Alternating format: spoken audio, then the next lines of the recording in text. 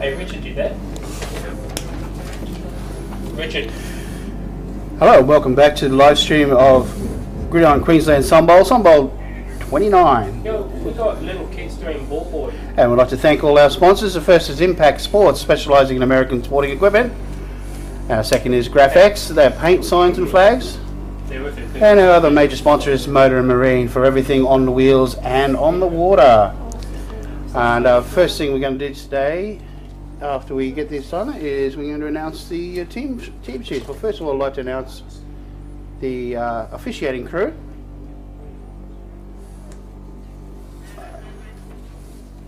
Copy. Yeah, too easy, just wait one tick. You ready? The officiating crew for today's game. One person at a time. You ready? The officiating crew for today, for the Senior Sunbowl, the head referee today will be Mr. Mark Louis. The umpire is Julian Leonard. The head linesman is Pat Humphreys. The line judge is Tim Renshaw. The back judge is Lucas Haynes. Field judge is Mr. Gary Kendall. And the side judge will be Tony Wiles. And our alternate will be David Hodgkin.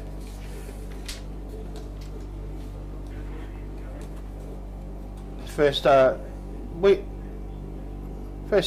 team we're going to read out today is the starting offense for the Western Cougars. Yeah, we're going to start off with we're going to have Steve Massey, number 6. Number 6. The quarterback is number 7, Adam Irwin. The running back is Luke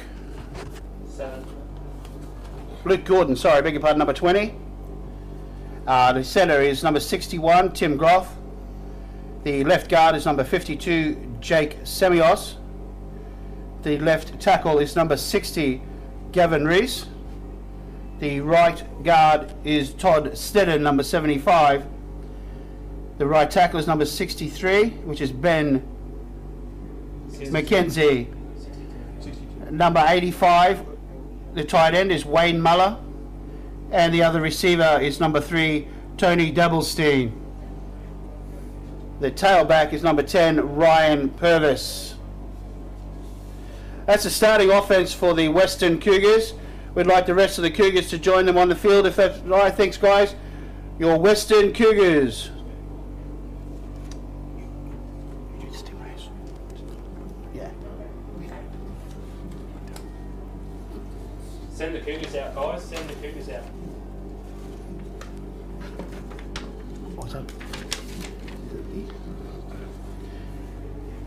Okay, the starting defense for the... Sorry, when the Cougars get out there, sorry, I apologise. The rest of the Cougars are still coming on the field.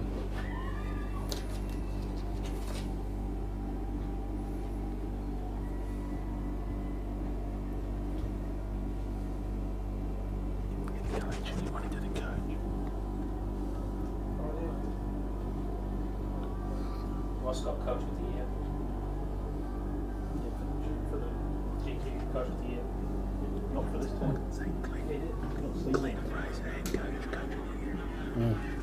They didn't choose which is Coach of the Western Cougars is Mr. Clinton Fraser.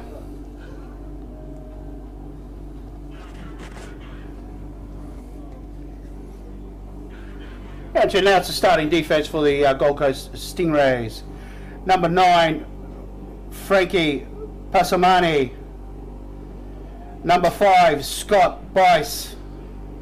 Number 15, Joe Tropia. Number 37, David Sabrick. Number 35, Morgan Mackay. Number 44, Ike Summerfield. Number 56, Luke Kraus. Number 64, Adam Veronon. Number 13, Ezra Clayton. Number 55, Matthew Fatafeye. Number 51, Chris Mooney. Ladies and gentlemen, the starting defense of the Gold Coast Stingrays.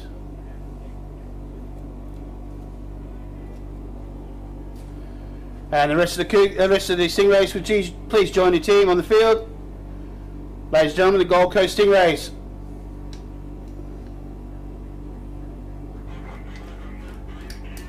that? Coached by Steve Williams. The Gold Coast Stingrays are coached by Mr. Steve Williams.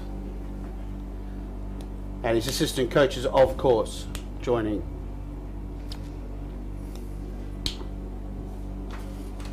Okay.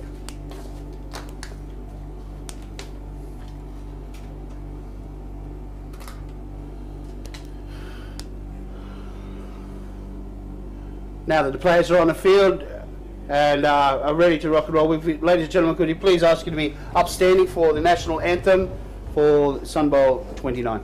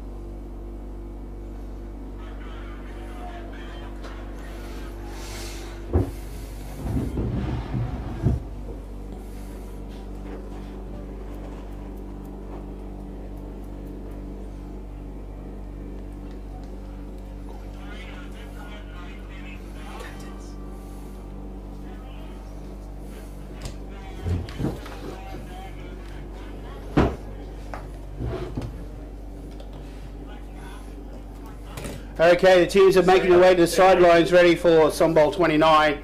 In one moment we'll ask for the captains to come to the centre of the field and for the coin toss with the head official, Mr. Mark Louis.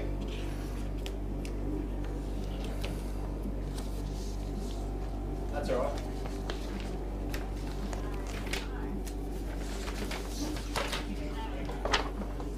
No, because we're running behind. Good.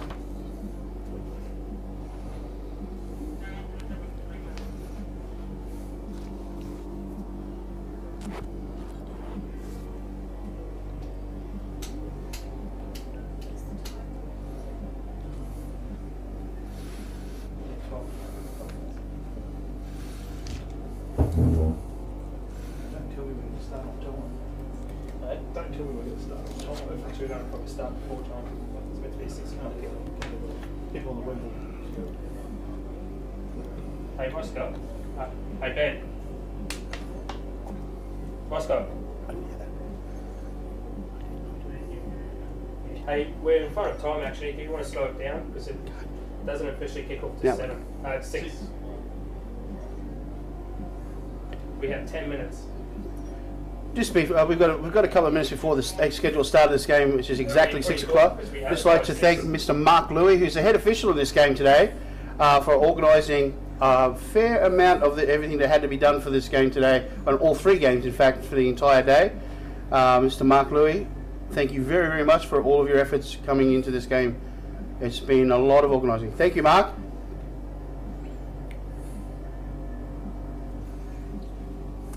This game will be played in 4 quarters. They are 12-minute quarters, as you can see on the screen today. 4 times 12-minute quarters. NCAA rules in the last 2 of each half.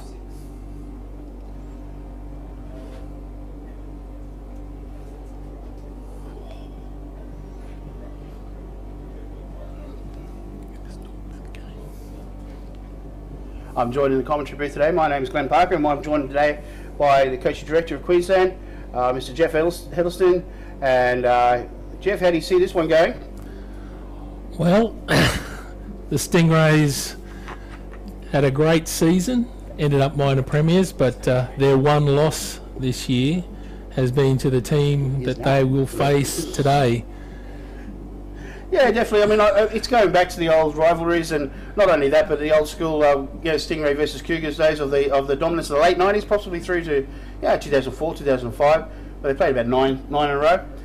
It's been a while since the Cougars have come back to the Sunbowl, so I'm sure they're itching to play. And what better team to play than your old rival, the Gold Coast Stingrays, who are used to winning championships, no doubt. They have a very classy outfit and can depend on the calmness and relaxed coaching and experience of Steve Williams. Versus the a lot of old school players in the Cougars team that have been there, done that. Some of them, and of course a lot of young people coming through. A really good combination. I think that it's going to be a very physical game, and I'm sure will be lightning fast. There's plenty of speed out there today. We've had some rain, but it's nice and dry now. The track is hard, and we've got two quarterbacks that like to run with the football and pass deep. So I'm sure that people to watch out there today. One, obviously, Damien Malloy from the Gold Coast Stingrays, a quarterback who loves broken play football and throws a very, very nice pass. So I think if he can get some passes away, we're going to see a lot of fun, a lot of long completions. But the Cougars, on the other side of the football, are going to be trying to prevent that and use their strong physical running game to the best advantage that they can. So it's going to be one hell of a battle. Yes, I think both teams stick to their traditional games. The Cougars have been known for basically their entire existence as being a power-orientated team. They certainly get out in some more wide open formations, but they sure know how to run the football between the tackles. And their tailback has been very exciting this year, and he has moved the rock up and down the field behind the big horses up front. Stingrays, yeah, absolutely. They're a bit more of a mixed bag. Certainly, Malloy's legs have won a lot of games for him and for the team. He's still learning the position of quarterback, even though he's played the position quite a bit. This is his first full season as the starting quarterback for the Stingrays. It might just seem like he was there a lot longer, but this is the first full year. But he's had a lot of tutelage from both Steve Williams, who was a former quarterback, played in a lot of the Cougars games, and from Kyle Lowe, who was the last Stingrays quarterback, which is really the man that's been at the helm over the big long run in the 2000s for the Stingrays. It's been Kyle at the wheel. So yeah, very definitely. I mean, it's the Stingrays pretty much is like quarterback high. They definitely produced some great ones over the years through their junior program, which was very good as well.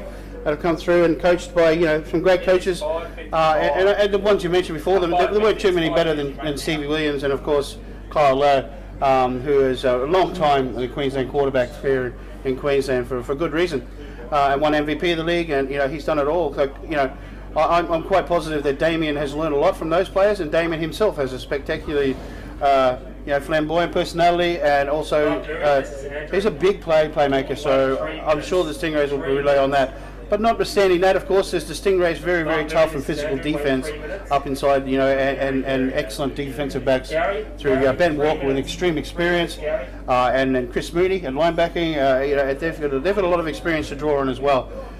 So they're going to play a very, very physical game against the Cougars. And I think obviously with the Cougars, a lot of experience in the offensive line as well. With the return out of retirement of Clinton Frazier.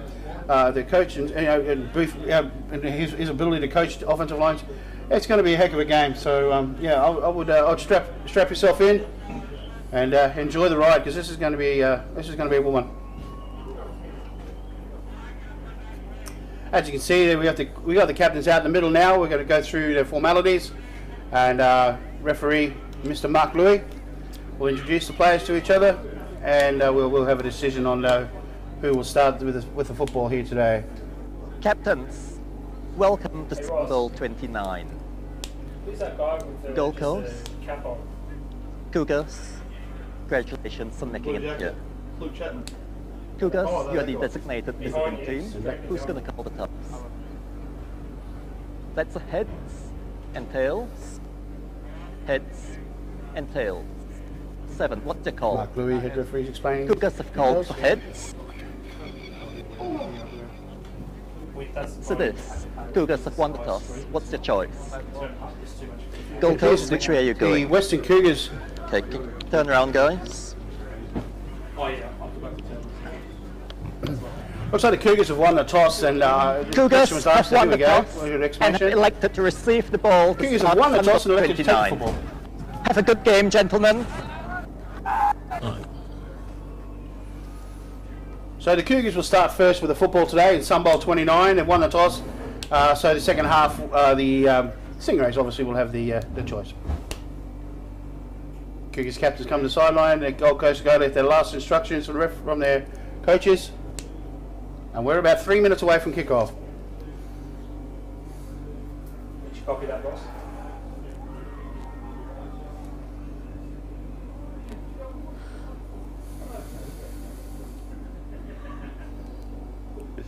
Ross.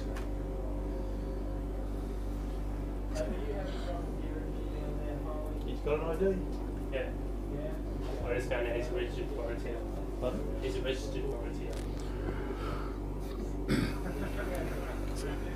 And I was after Ross. Oh, yeah.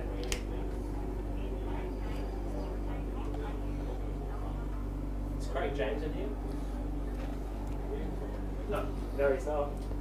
Okay, the players are taking the field. We're about less than about 2 minutes away now. The Stingrays will be kicking off from the clubhouse end.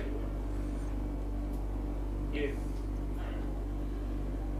And back deep for the Cougars today, returning the football is number 3, Anthony Dabblestein, and Richard just told us that he's not sure of the other number over the far side. Number 1, Curtis Overson. Reese Perkins for the Looks Stingrays. like, it says like Curtis Overson. Reese Perkins is the kicker for the Stingrays, number 87. And He's here we back. go, lining up to kick off for the Stingrays. And Sunbowl 29 is underway. We're live, here we go. Big blocks up the front from the Cougars, and running the ball back is Anthony Dabblestein. Tackled on or about the 20, on about the 15, 16, 17, 18 yard line. First down Cougars, 1st and 10. Scott Bryce on the tackle for the Scott Bryce Stingrays. on the tackle for the Gold Coast Stingrays. Well done. So 1st and 10, Western Cougars.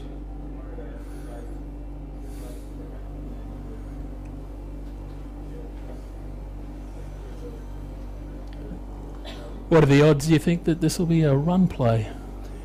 Very good, I would think, from first out. But, you know, we'll have to wait and see for that one. But, hey, sunshine may surprise us today. You never know. So the first down we have Cougars out there with I formation. 2 receivers off to the left-hand side of the defence. Motion out. He drops back. He's looking wide of the left on an out. Pad number 10 recepts the ball and tackle out of bounds. A gain of about 5 or 6 yards. No flag on the play. Result of play is the reception to number 10 for the Cougars, Ryan Purvis. And that'll be second and about 4 yards to go. Number 37, David Sarek for the Stingrays on the tackle. So the Cougars come out with 2 receivers to the right hand side and 1 to the left. Single back. Sorry, beg your pardon. 2 in the backfield. And a run up the middle with the Cougars. Number 10 carrying the football. Tackle at the line of scrimmage. Looked like number 5 in on the tackle for the Stingrays there. Who's that one, Jeff? Number 5 is Scott Bryce. There we go. Scott Bryce in on the tackle. Knifing in. Short gain. A replay on the screen. Short gain on the play, but brings up 3rd and short for the Cougars. About a yard to go. Yard and a half perhaps.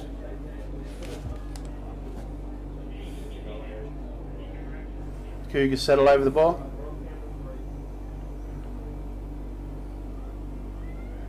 Now 3rd down, we give the full buck up the middle.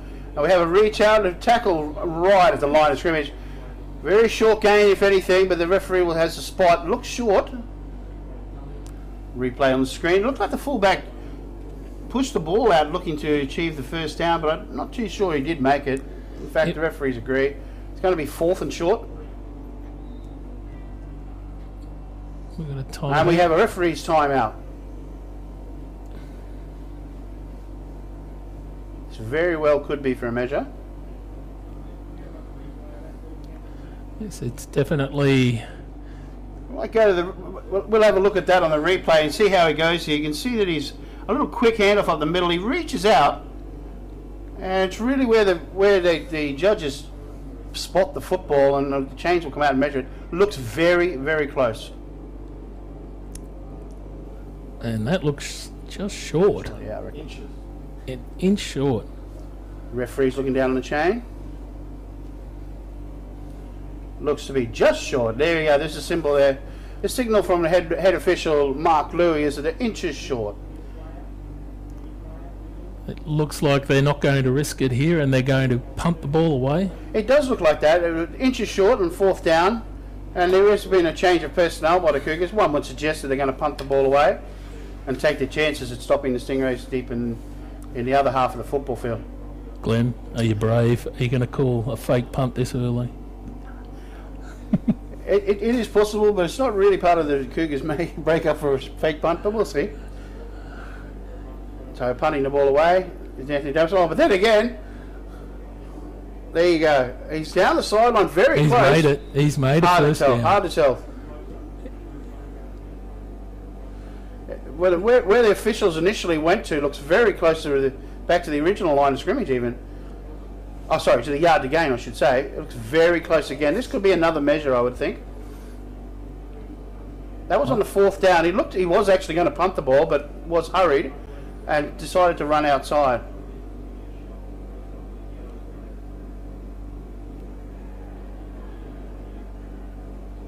He's short. So they decided it was short, and the Gold Coast Stingrays have got the football. 1st and 10 Stingrays inside the Cougar half. I'm not certain that was the way they wanted that to go. I'm absolutely positive that's not the way they wanted that to go. I think that was a broken play. It looked like he was going to kick the ball, but he scampered outside, and he just failed by, whisker not to get the first down yardage. So the Stingrays will take over.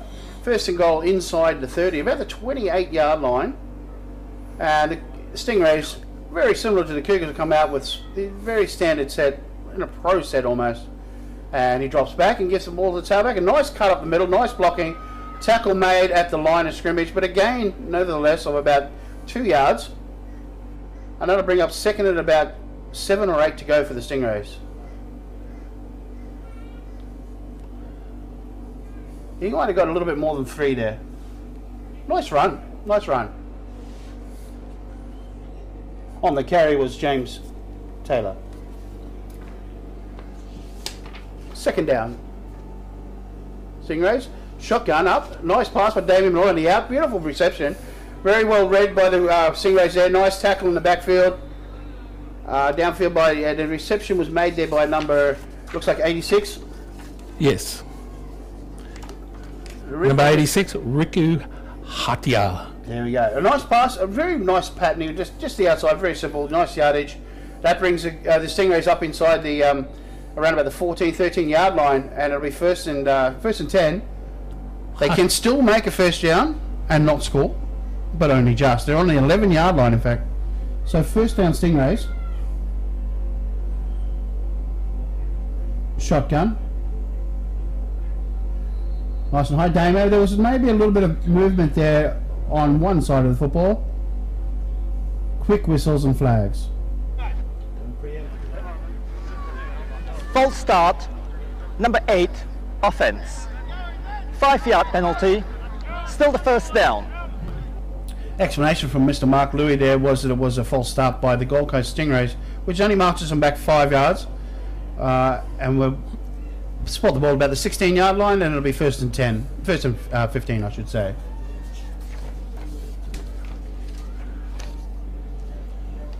Shotgun, nice. Looking for the fade route on the outside, just a little overshooting the wide receiver. Nice plan. The intended receiver in the back corner of the end zone. Just a little bit on the pass, just not quite perfect, but very, very, very good idea on that first down play, which brings up 2nd and 15 to go. Stingrays camped on the 16-yard line, going in. Early stages of the Sunbowl.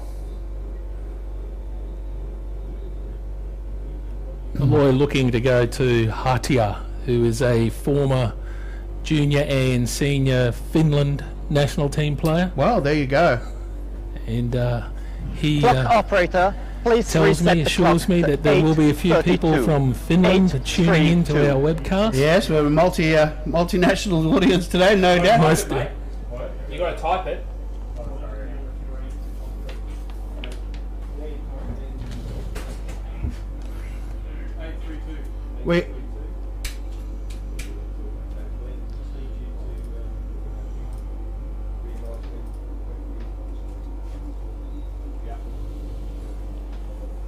We were unaware. We were unaware. Okay.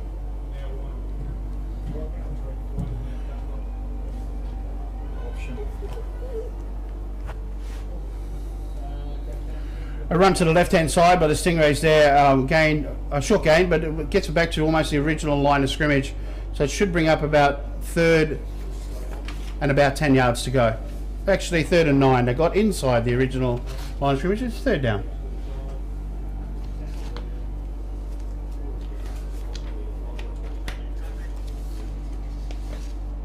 So the Stingrays, 3rd down, about 9 yards to go. Shotgun. 3 receivers to the right. It's a good snap. Damien Malloy scampers around, brought down right at the line of scrimmage. In fact, for a loss by number 56 for the Cougars there. In there was Craig Watson on the play. That's going to bring up 4th down for the Stingrays. Decision time for the Stingrays. Certainly within field goal range, but will they go for it? It's 4th and about 12 yards to go. One would think they are, but they're setting up in a kicking formation.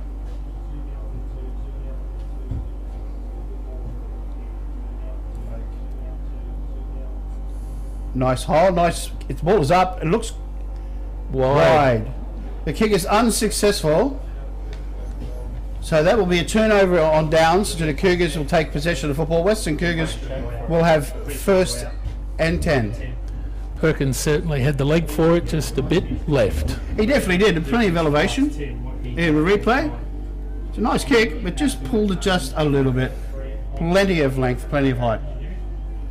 So 1st and 10. The spot of the ball is actually where he attempted to kick from, not from the original line of scrimmage where the ball is snapped from. So therefore the Cougars will come out to the 20 and it will be 1st and 10 from there.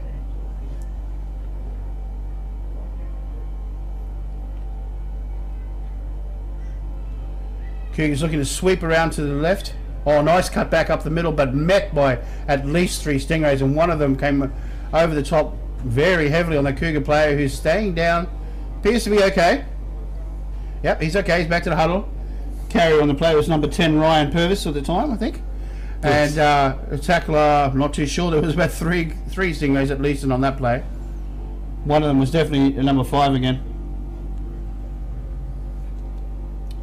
So the Cougars are going to have fairly typical Cougars formation with a slot receiver, one either side, and 2 running backs and an eye.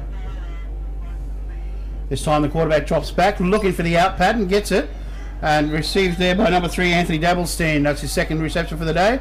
And he gets out of bounds, and completion is made, and we're going to be still short of the 1st down.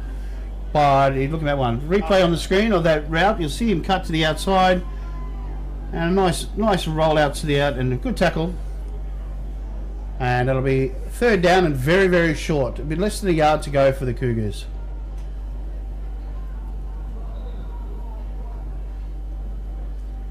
You're going to motion by the Cougars across the motion, but come back out and reset. Oops. Oh, run up the middle, but met behind a line of scrimmage by that number 5, Scott the Cougars, Bryson. Scott Bice. He's in everything at the moment. That's about his 4th tackle already. And he's in the 6th minute, so his name's been called 3 or 4 times already on the defense. A nice tackle, good read, great penetration, and tackle in the backfield. Nothing doing there. 4th down and still about a yard to go. Decision time for the Cougars. They've sent the punt team out. They have sent the punt team out, and Adam Irwin back. Oh, sorry, beg your pardon. It's Anthony Dabblestein. Nice, that little bit high. Anthony gets onto the right foot. A little bit of a dribble over. It goes down. It has a Cougar bounce, and the Stingray's not interested at all. They'll just let that one run dead, and they'll take possession on side about the 26-yard line It'll be 1st and 10 Gold Coast Stingrays. No flags on the play. Even though the Cougars' offence hasn't got a first down, I do like the fact that they're not trying to push the ball down the field, but they're establishing the pass game, getting those nice short passes. They just need to convert on those inches to go type of plays. Yeah, definitely. The one thing that we thought would be possibly the easiest thing for them to do is we found the hardest thing for them to do. So yeah, I agree completely. They're in control, but they're not doing any of that little job done. A little bit of a reach over play, but a nice play by the Stingrays actually, and that looks to be close to first down. Probably has the yardage. Must be very, very close. Signalled by this line judge on the near side as being okay.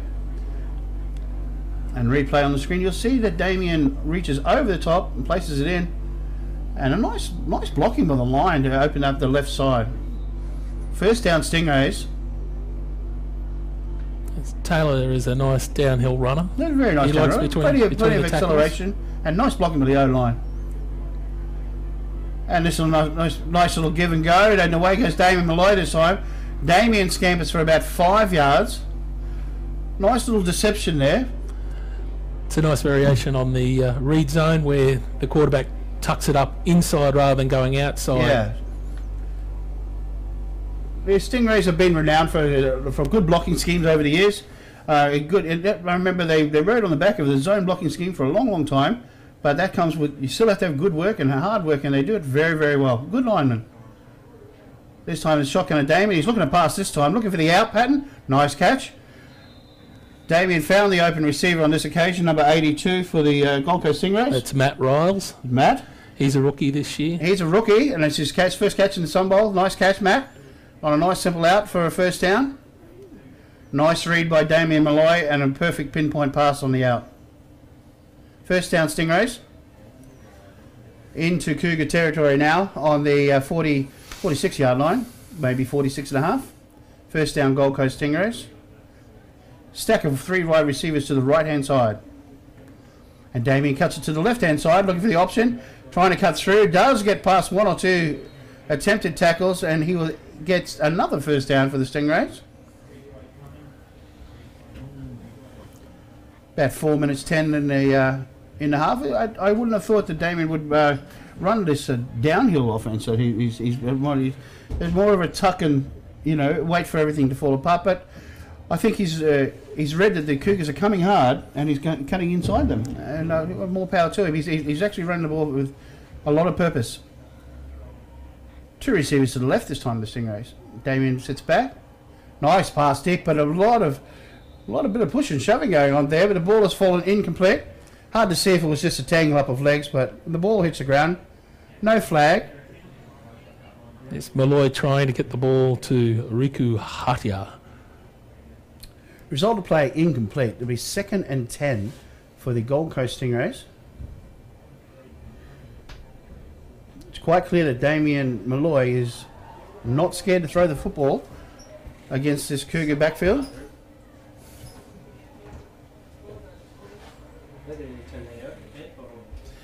This time, a little pass out the outside. Nice block by the wide receiver, creating a nice screen to the outside for number 8 for the Stingrays on this occasion. Jared Hayes. That's Jared Hayes. A nice block, but you'll see this one on replay. When Jared catches the ball, it's a beautiful block by the wide receiver, and it gets him outside. A nice gain of about 7 yards. A nice slot screen off the zone read. Yes, exactly. Moving the ball around, I think they've probably run about 10 different plays already. This one's a little zone run to the right-hand side, cutting it back, and a mess of plays in there. A gain of probably, well, actually, it looks like he's tackled at the line of scrimmage for a very little gain whatsoever. We'll bring up another one of those 4th downs, or it's decision time for the Gold Coast Stingrays. Yes, Taylor should have probably tucked that one up inside rather than try to stretch it out. Yeah, he definitely was getting cut back against the grain there, but it was just a little too many Cougars coming, across. But it looks as if they're going to go for this one on 4th down. Well, this close to the end zone, it's a bit too far to field goal and a bit too short to punt. Yeah, exactly. Oh, they may have drawn him offside.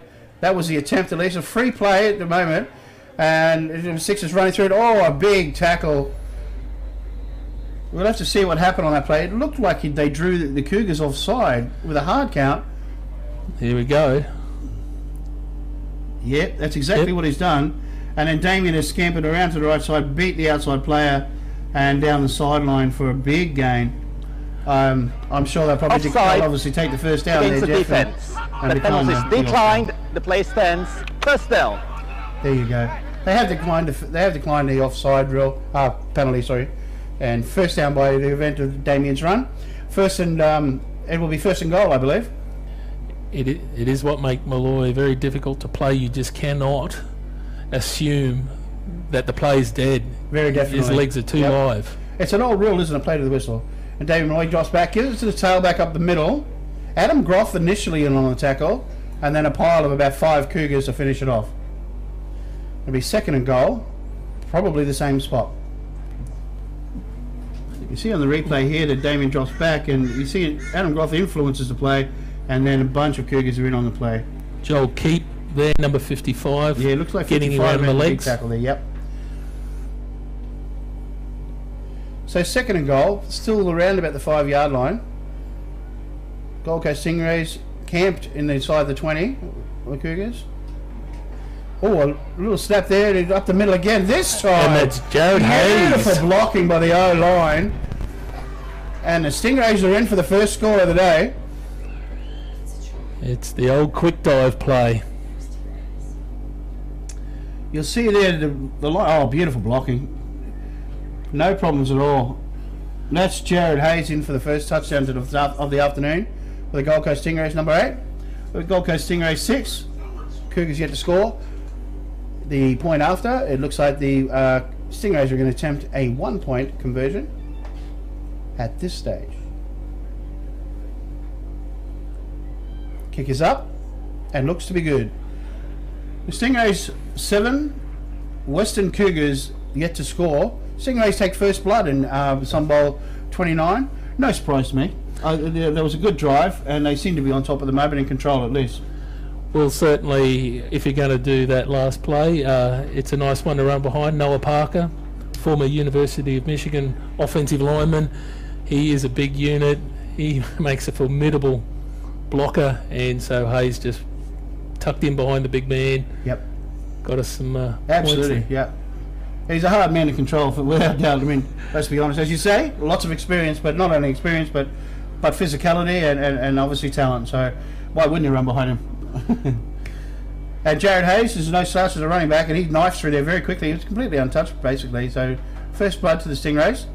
Kicking off deep is the Cougars coming in this one back. As the Dabblestein looking for a block. Does throw a nice one, but it's right up the middle there, and the Stingrays do control them around about the 18-yard line. Not bad yardage on the return, but pretty good coverage. Yeah, good coverage. It's always a rule of thumb if you can get them inside the 20, and they've achieved that. So good coverage, good kick. First down, Western Cougars. About 1:20 left in the first quarter of Sunbowl 29. The Stingrays up 7-0 and defending at the right end of the field. The Cougars are 2 receivers, to the left and 1 to the right. Quick snap up the middle, tries to spin out of the tackle. Probably makes about 4 yards. Carrying the ball, number 10 is Ryan Purvis.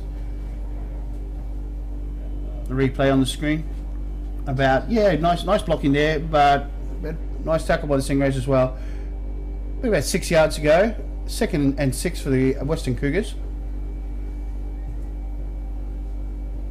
I think the Cougars have done a little self-scouting. I've watched a bit of film of the Cougars in the last 2 weeks, and they generally like to run to the right side of the line. So far I've been watching, he's been hitting the left side of their offensive line. So yeah, trying to break tendency. I see what you mean. Oh, a little pump fake by the Cougars here. Nice pass and a great reception way deep on the left-hand side. That was number 8 for the Cougars. What's the 6? It is number 6. Steve Massey. It's Steve Massey on the reception. Nice play. Little pump fake there by the quarterback and sending it deep. That's Adam Irvin. And that was a nice reception there. Steve Massey on the down the left-hand side. First down Cougars. Cougars looking for a quick replay here, Jeff. They're already down to the 30-yard line or so. So the Cougars. Interesting. Cougars have got some nice speed on the outside. They do indeed. Motion to the close side, looking for a run right, and he does that, just that, and he's blocked, tackled right at the line. Oh.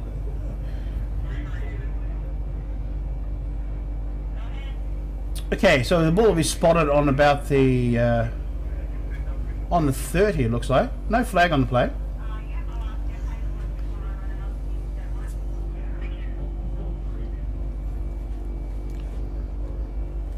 No flag on the play. It's looking like the end of the first quarter. That was a quick quarter. I guess there was a lot of running. There was a lot of running. Not too many surprises there. Although I will say that I thought the Stingrays ran possibly 12 or 13 different plays, which is a little bit unusual. But great success for it, of course. Obviously, yeah. No real big surprises. Runs by both teams. Good quarter of football, and the Stingrays up 7-0. I don't think too many people would be surprised with that. If it was the other way around, people would, again, not be too surprised. So Stingrays 7, Cougars yet to score, and we're going to begin the second quarter.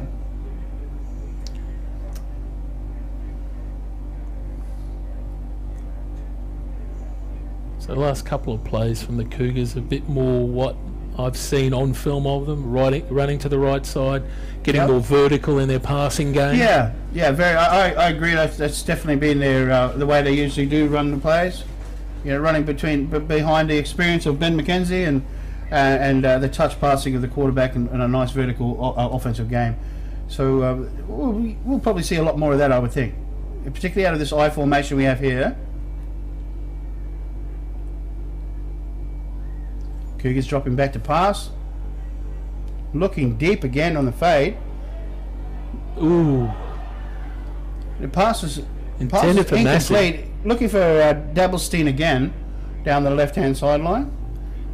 And the replay is on the screen. Have a look at that when he runs this route down there, right into the corner. Nice high to the ball on the hip and lets it go just over the top of Anthony Dabblestein. I beg your pardon, it's Steve Massey who was the intended receiver, in fact. So the Cougars getting a bit of the play action off the right side and then going deep. Totally, and it's exactly what the Stingrays would expect. So that's exactly why they did that, for sure, yeah. Going with their strengths. And here's that motion across the back this time. Cougars looking once again to pass on the out, wide open, but it's overshooting Anthony Dabblestein. This time was the intended receiver. An incomplete pass will bring up 4th down again for the Cougars. Are we almost in the ridiculous zone for punting? Yes, it's one of those ones, isn't it? It's unless you're a specialist at the pooch punt, it's a little bit of nothingness. So they're probably, my bet is I'm going to go for this. I think it's a little far for a field goal, but we'll find out. It looks like they are going to try the pooch punt, Jeff. Maybe to the corner. Dabblestein's in. Dabblestein. And that's exactly what he's doing. A little poochy to the corner.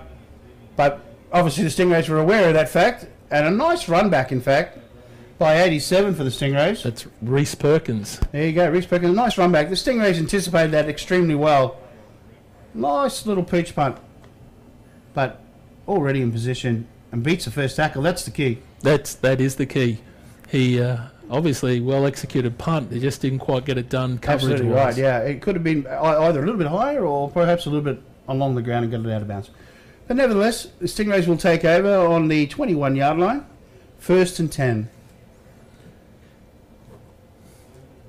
We're just into the second quarter of Sunbowl 29.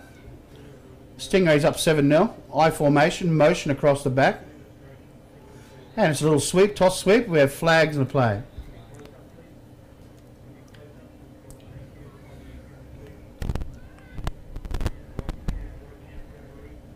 False start.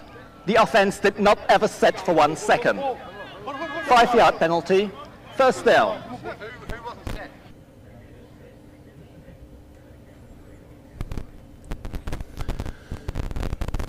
Stingrays asking about the call there, Jeff, but it looked to me that the offensive line actually weren't set when the motion guy went across. So obviously, you know, he's going to call a full start on the entire offensive line. I'm not too sure. But I don't argue with the referees. That's you never argue. there is no point. There is no point. Exactly right.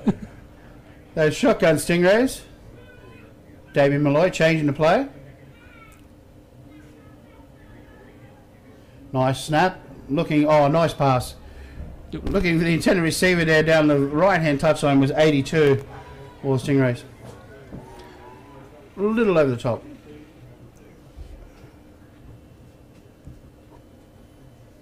That was Blaine Yates on the coverage. That was good coverage by the Cougars there. Yeah, it was good coverage there. He was right on his hip all the way along, and you know, it was obviously Damien was looking for that a very Kyle Lowe-like touch pass down the sideline there. Just overshot it just a tiny wee bit. Bring up second and about 14. This is a run up the middle for the Stingrays.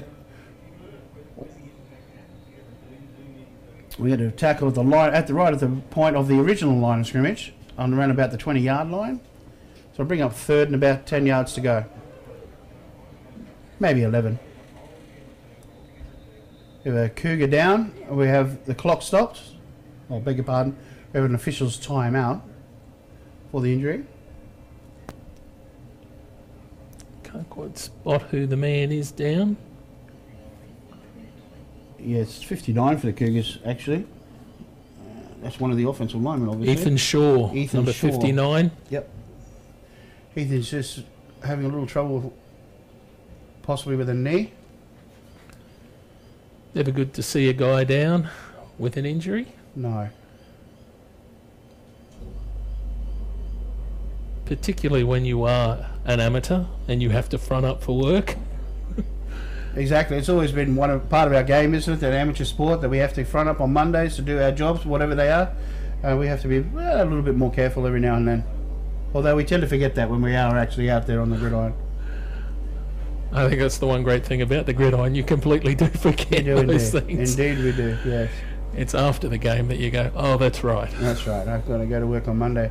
It doesn't look too serious, but it looks like he's going to be assisted from the field, obviously, as he has to be if we stop the play. But he is putting some weight on that leg, so I think he's probably just got a little bit of a stinger. He's a little ginger. I'm not certain he's going to be running out there in the next series, but we'll just wait and see.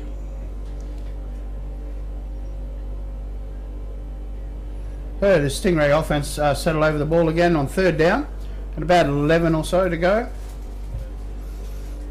There we go, Damien Malloy looking left. Pass was just behind the receiver. Not sure that he got hold of that one. Looks like it's incomplete. We'll bring up fourth down the same spot. He was open, but the ball was slightly thrown behind the receiver. Either missed home route or pass. But fourth down and 11 to go. Malloy looking for Riles again, but just not quite connecting with him at the moment. Yeah, just a little out of sync, which is pretty unusual for Damien, but I'm sure that'll pass. It's early in the day. I think if you'd come before the game and thought that the Stingrays were having trouble passing the ball and the Cougars are in fact syncing up very nicely, you would have been thinking of a different game. Yeah, it'd be very, very difficult to believe.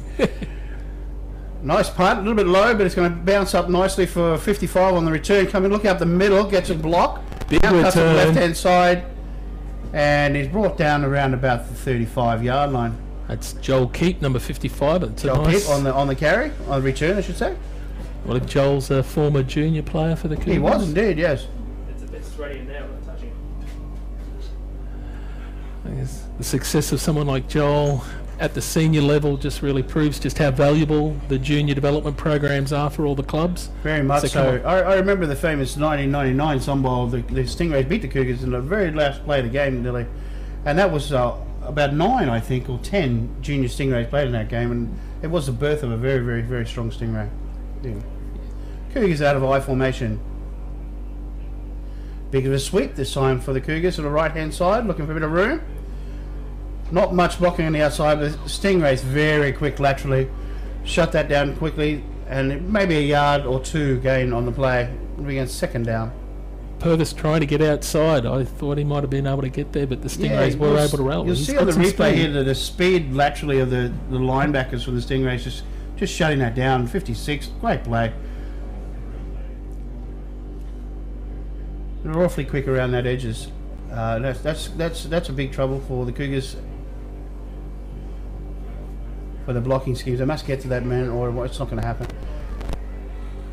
Stingrays playing a good tight box formation right up the front, and a good form of 4 straight across the field with it. And look, a pick from the Stingrays here, and a pretty clear run to the sideline, up the sideline. 35 on the pick, and the quarterback can't get to him.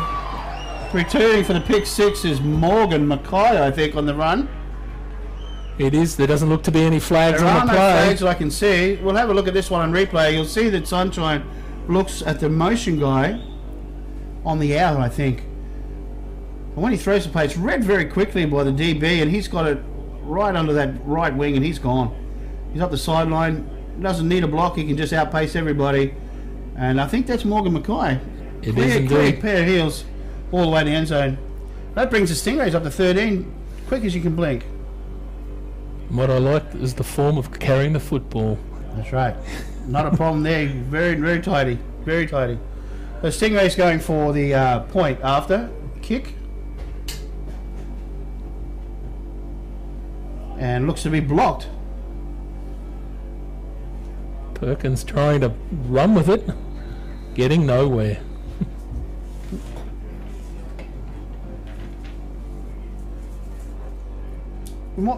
We might show that intercept again, viewers, and see if we can show the clean pair of heels that he has on the outside. We see here it is here, the motion guy coming across, and I think pretty sure he's looking for him on the out.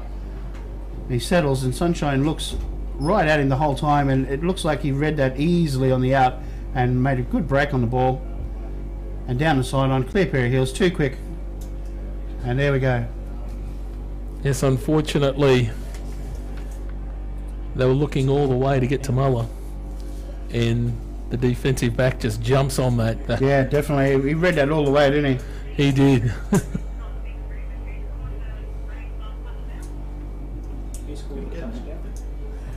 Stingrays kicking off. The score 13 to no score at the moment. Returning to football. Cougars looking for blocks up the middle of the field. Cuts it right. There are a lot of Stingrays in front of him. And the fumble out. But it looks like the Cougars have got back on top of the football. Number 20 covering the ball there. That will be Luke Gordon, I believe. Luke Gordon, yeah, Luke Gordon, the fullback there. Muzzle to his mates. I must admit that was a brave return. He caught that football right on the goal line. Yeah, it seemed to cut where everybody was standing waiting for him, but oh well. He could have had the option of just let that ball go. I'm sure it would have went out of the end zone, right. but he caught it right on the end goal line and tried to run it out. He did indeed.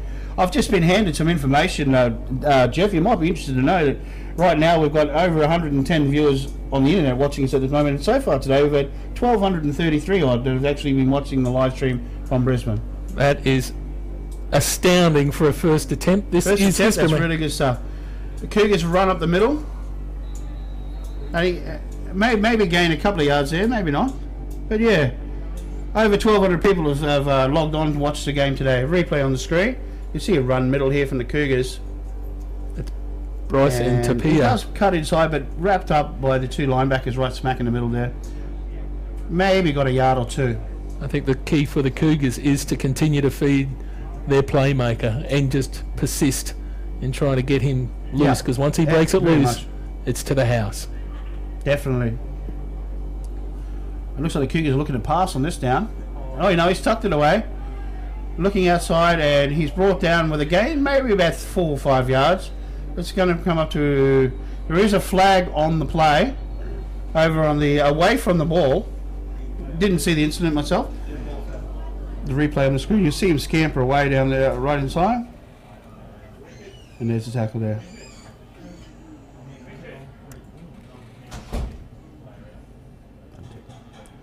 There are a couple of flags. There's 2 flags around about where the tackle was made, but there's also a flag back behind the play, and the officials are talking about it now.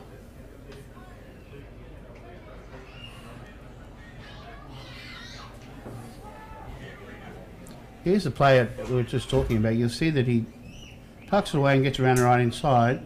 A block there, and then a tackle there. Maybe a use of hands.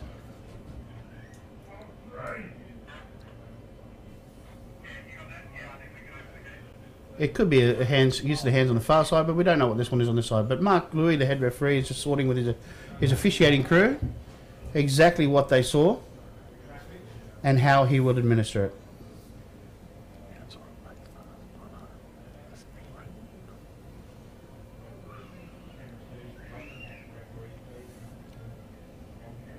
We have multiple fouls on the play.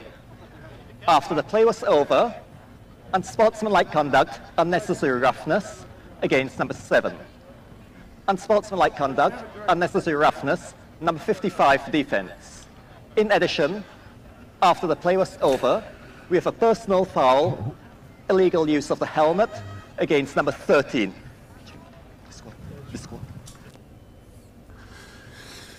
Number 13 is disqualified from the game. There will be a 15-yard penalty against the defense. First down.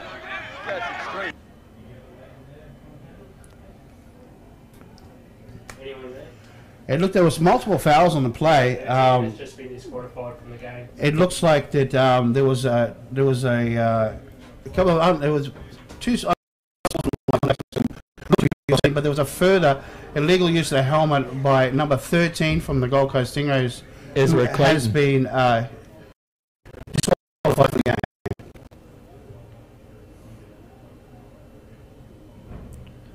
All I can say is it looked like it was way off the ball because it didn't show up in that replay.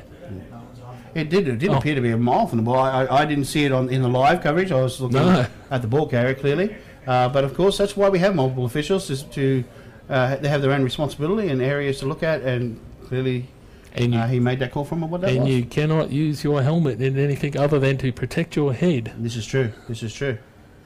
So the end result is that the Cougars looked like they got a 15-yard penalty, of course. First down for the unsportsmanlike conduct. So we're going to go 1st and 10.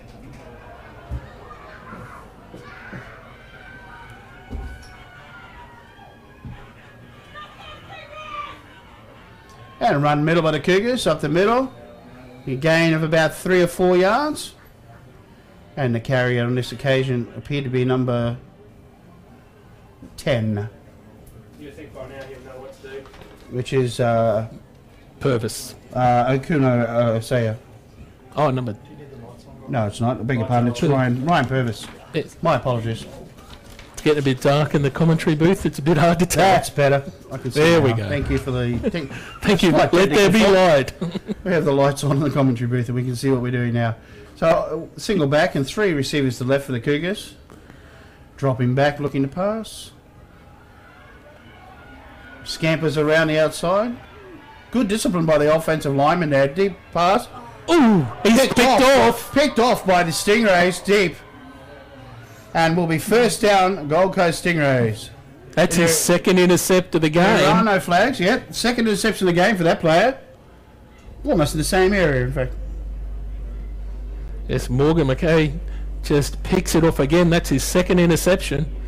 He's making an early bid for MVP. It was a good scamper around the outside. You could see it, one of the linemen involved in a blocking. He was very tempted to hold, and he didn't, which was good discipline, but unfortunately forcing the issue. Defensive backs of these Gold Coast Stingrays love that. Irwin got outside of Chris Mooney, who's playing defensive end for the Stingrays. Yeah, exactly. But wasn't able to capitalise. Yep, totally. That's an effort in itself. Chris is quick. So the Stingrays shifting formation twice in the same movement. They've got a couple of guys moving over, and then we got a little shuffle behind the power on the left, and then it cuts it to the right, which is he gets a lot of room outside. He's got to gain, looks like about 8 or 9 yards on the run to the right-hand side of the offense.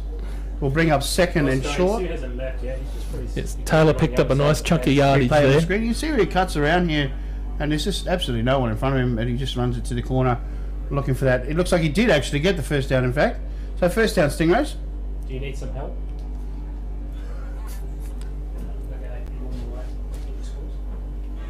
Stingrays back in possession of the football, and it's going to be first down. Looking to pass. And that one's to the outside. Off the fingertips at 86 there, intended receiver. Coverage with Western Cougars number 29. Malloy's footwork letting him down there a little bit. He was throwing behind the intended receiver, Hardia.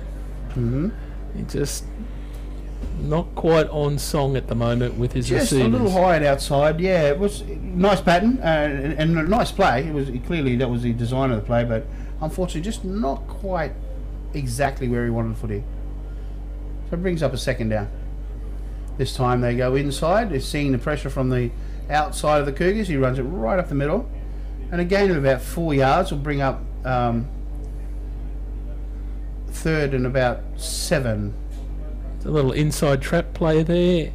Andy Farrell, the left guard, pulling around. Yeah, it's a good play, the old trap play, and that was always have had good pulling guards and tackles, and on those misdirections, and of course the inside traps. And it's all about the timing.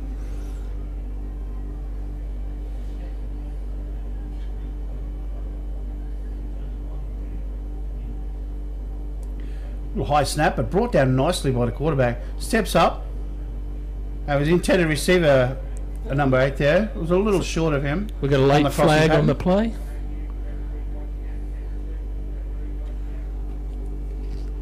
And we have a flag on the play.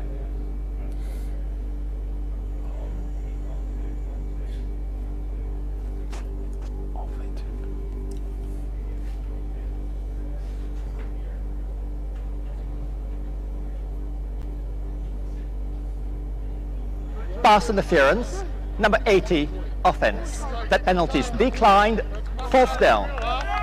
We had an offensive pass interference, which it means when the player's coming out, it looked like it possibly before the ball was in the air. Oh, sorry, while the ball's in the air, there was a little bit of a bump by one of the crossing, like a pick play, if you like, and that brings up a 4th down because the Cougars declined because it was an incomplete pass. 4th down, and the Stingrays have set up in a punting formation.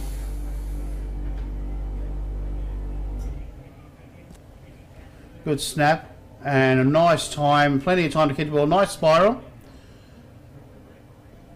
And there we go. We have a bounce. We have a Stingray bounce. And the Stingrays have effectively killed the ball. And we're first down Cougars on or about the 20-yard line.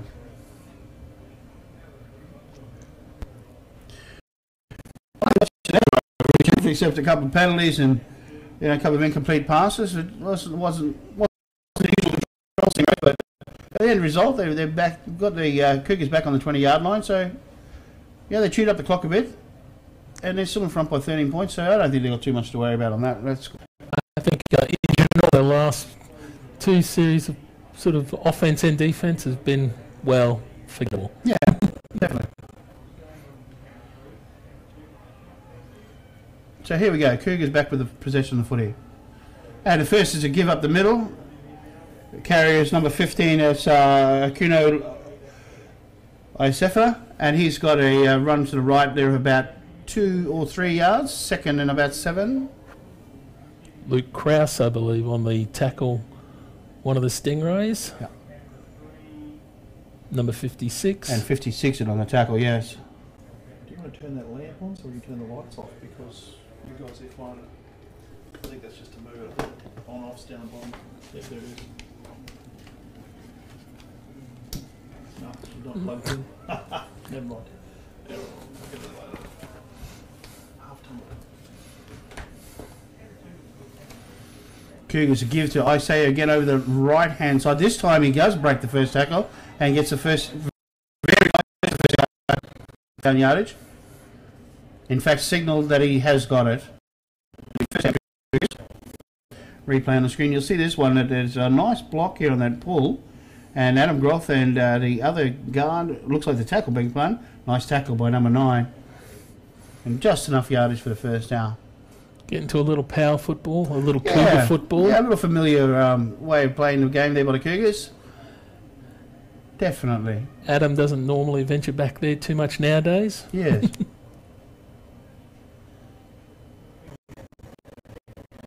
Here we go. We're going to run up the left-hand side this time for the Cougars. held up there. Nothing much going on there.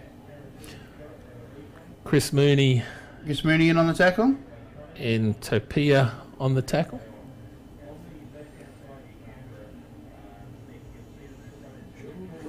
Yeah, it's Chris Mooney, yeah, coming off the block there and making the tackle around the legs. Nice play by 51 from the Stingrays, Chris Mooney.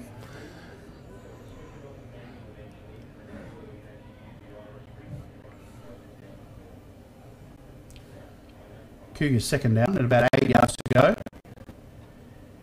I formation, looking to pass on this occasion. Stepping into the pocket, but nothing much happening over the middle there for the Cougars. That was intended for Dabblestein, number 3. Yeah, looking for Dabblestein again, on or around the first down mark, right in the middle of the field, but too many Stingrays around him, and I think maybe he may have even thrown that one just away. Brings up third down, of course. Third and about 8 yards to go for the Western Cougars.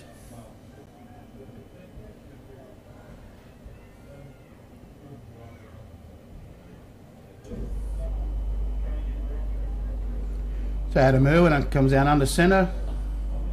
Single back. Drops back, looking to pass again. Oh, nice block.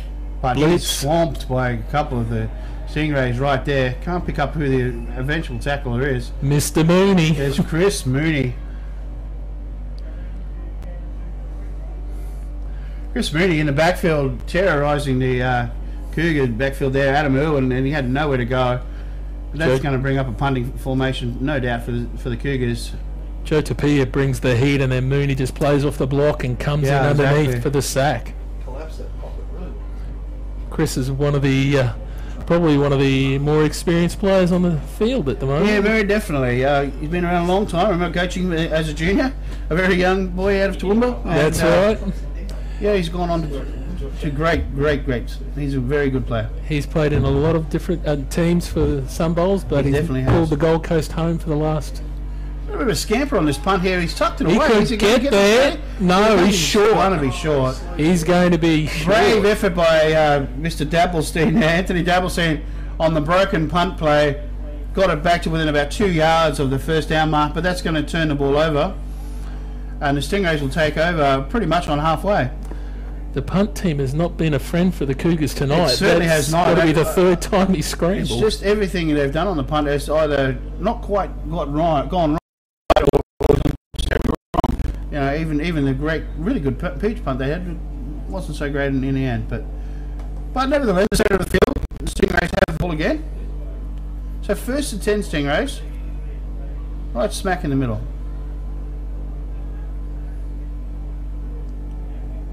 I formation Stingrays, 2 receivers to the right hand side. Beautiful snap. And Damien Malloy tucks it under his wing, cuts to the right hand side, looking down the sideline. Flag. There is a flag on that. He is very close to the pylon. Very, very, very close. There was a flag on the play. Yeah. There is a flag. I did see He was it. very close to the sideline, about the 20-yard line, so I don't know if he actually does step out. And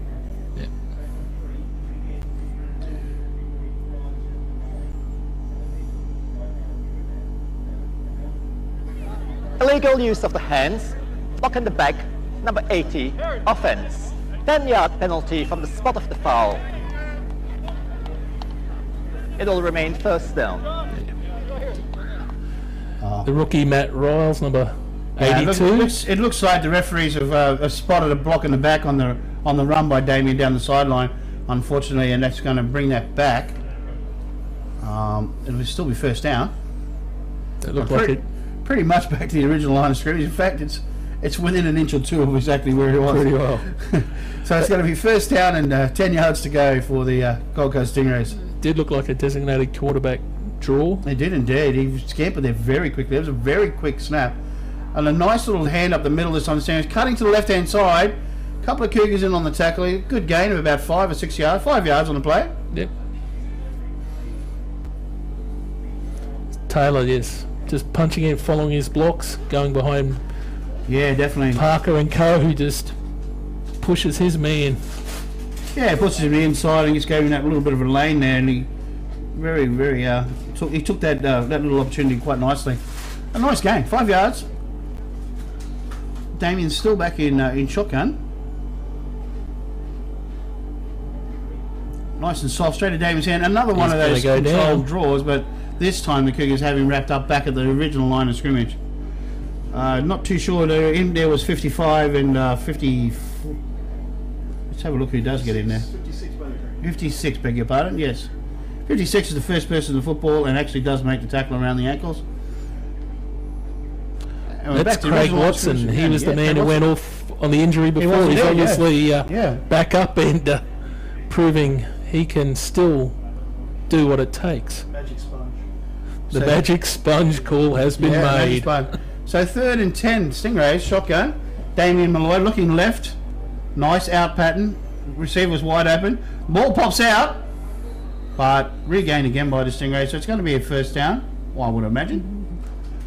No flags on the play. That's Matt Riles, number 82, on the reception.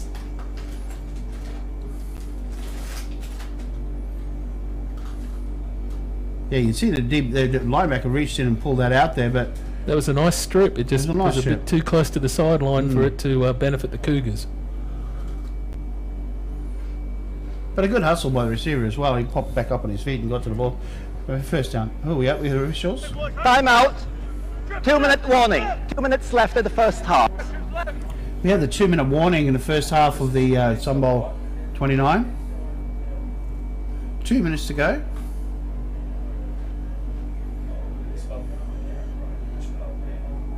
Stingrays are going for the first down, looking for a pass down the right hand side. Tipped, but falls safely to the ground. Incomplete. So we have second down. 1 minute trying to get through to Dunstan. 49, I beg your pardon, to go in the first half.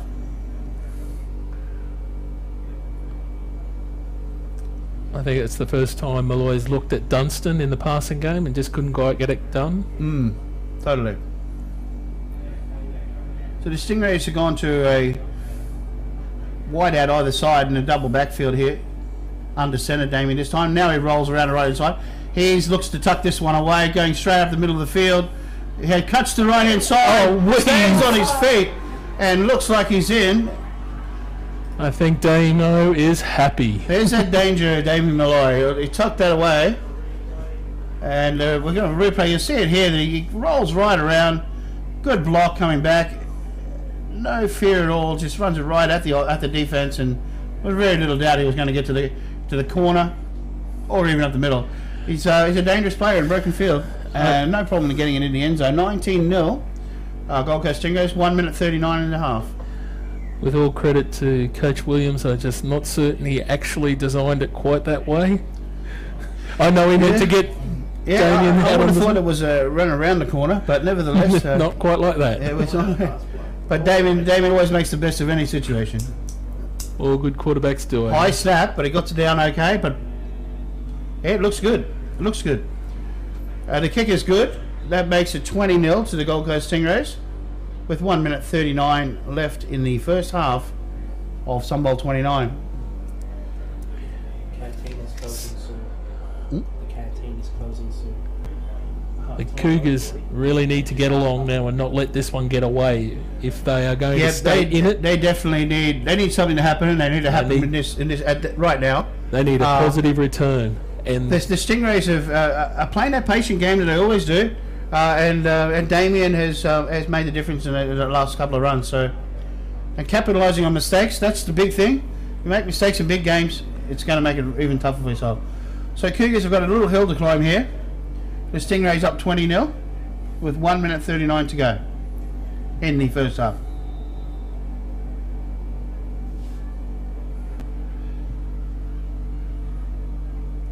Carry back for Cougars with plenty of blocking in front of him, but nice coverage by the Stingrays all over the ball, and they bring him down on and around about the 25-yard line, I think. Down there is a solid line. Doublestein with the return. Yeah, it was Doublestein.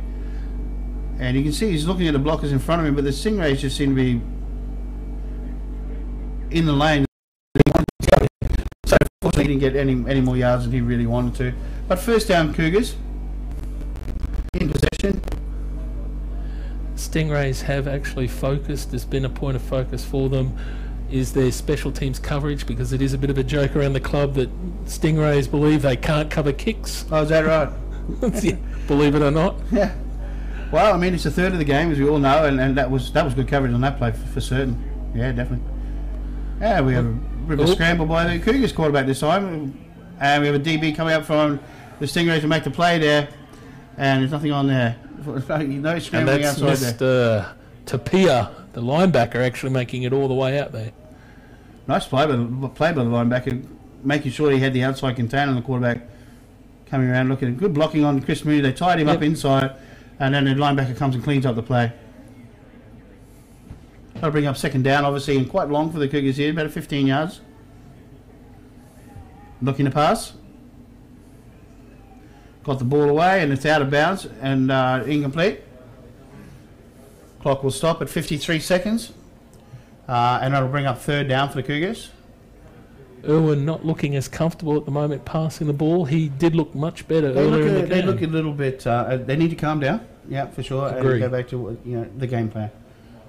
But time will tell. He's obviously looking to make a play. Third down and long. Again, looking to pass. This time he's gone longer, and it falls incomplete right in front of the wide receiver. Intended receiver at this time was Steve Massey. It falls incomplete. Coverage by 37 and 9 Ben Walker. No. If it is, I apologise. It wasn't Ben Walker on coverage. That's impressive. oh,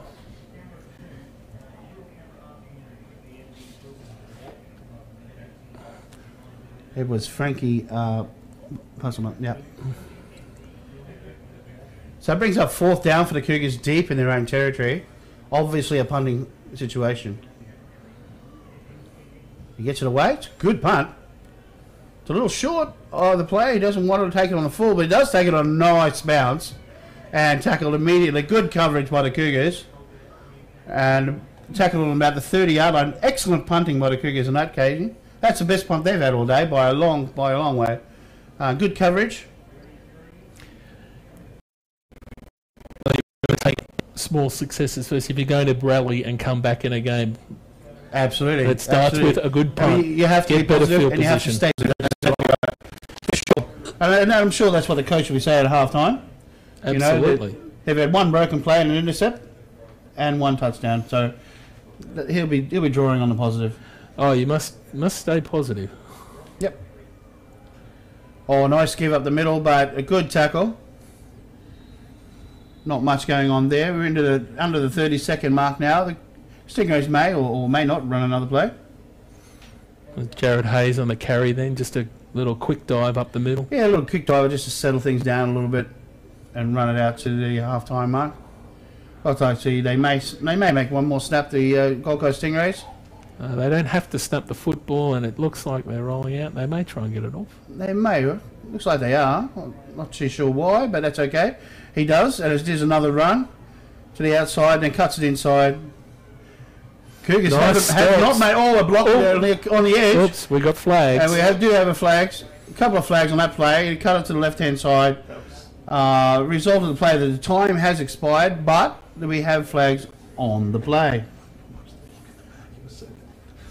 Massive.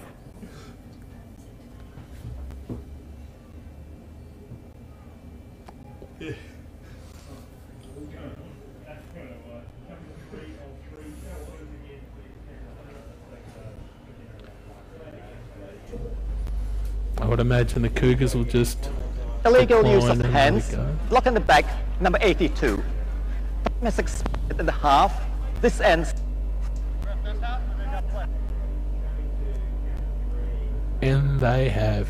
Of course, you can end the game on an offensive penalty. The result of that play, the referees announced that there was during the play an illegal block in the back or illegal use of hands in the back. The result of the play was the time had expired on the clock, and we have half time.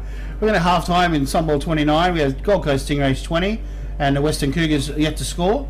We'll be back after a short break, and we'll enjoy the second half, the last half of football for season 2013 in Queensland. So we expected It'll be a good one. And thank you. We'll be back very, very soon.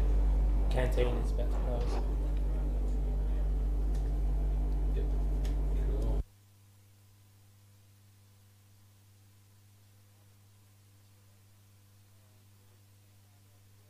Cougars. And we'll get underway. 5 minutes.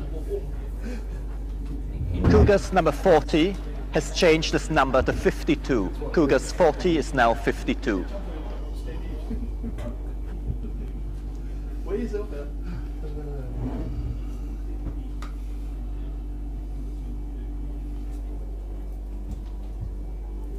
Cougars number 50 is now 42. No, I agree. Hey, this is what people mentioned you guys before. Is that our Michaels? Hey? Is that our Michaels? That's what I meant to mention before. Obviously, there's something going on with Purvis. The tailback, number 10. Oh, Massey. Hey, man. How are you? Feel good, mate. Good, mate. Having a ball. Having a ball. It's great fun. So, can you hear all right? Is it all right? Not out there, but I was watching on the webcast at home. Oh, really? Yeah. Oh, cool. Apparently, it's really clear. Beautiful. Yeah. Yeah, really. Then I just look at the quality of the red side.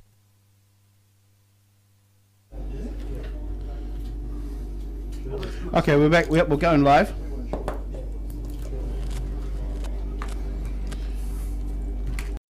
Welcome back to our cast today. We're just having the Cougars and Stingrays at half time. Coming back from half time. They've got a little warm up. We're about 4 minutes away from kick off the second half of Sunbowl 29. If you just joined us, welcome. If you've been with us all day, we appreciate it. We're live casting today from Brisbane. It's been a bit of a wet day to start off with, and we had two excellent games of football. And currently the Sunbowl 29, the Gold Coast Stingrays in the blue and white, and the Western Cougars in the yellow and black. And the Cougars are down 20-0 at the moment. The Gold Coast Stingrays are up 20-0. And they had a couple of big plays in the first half there, Jeff, where the Stingrays capitalised on mistakes and turnovers. One, a brilliant pick six down the sideline. And the other one was a nice pass down there and a beautiful broken play run by Damien Malloy, the quarterback of the Gold Coast Stingrays.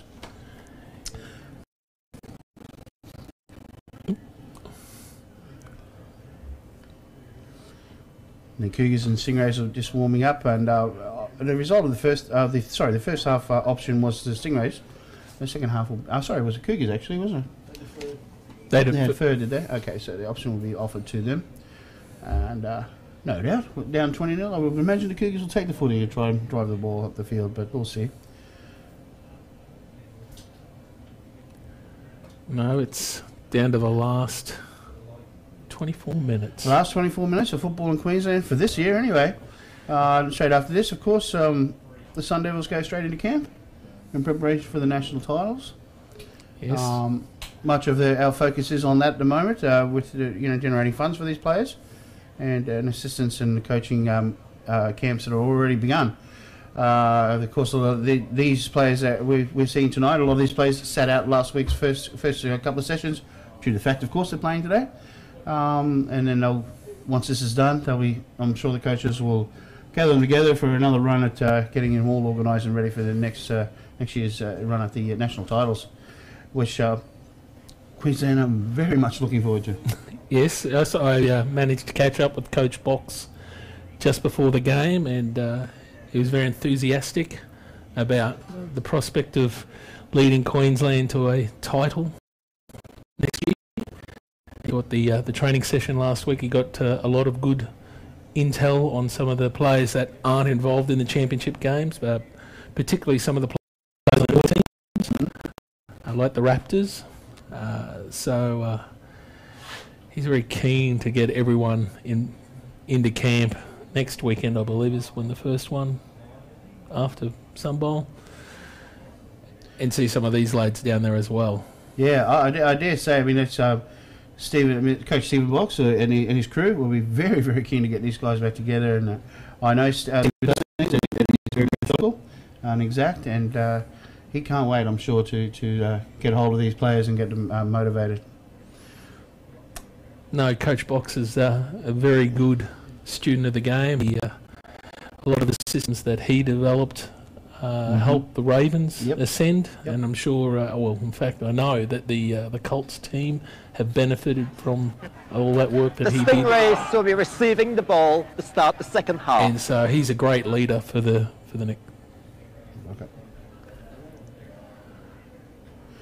Okay, we've actually had, while we were talking about the state team there, the option was given to the Gold Coast Stingrays, and they have elected to receive football to start the second half.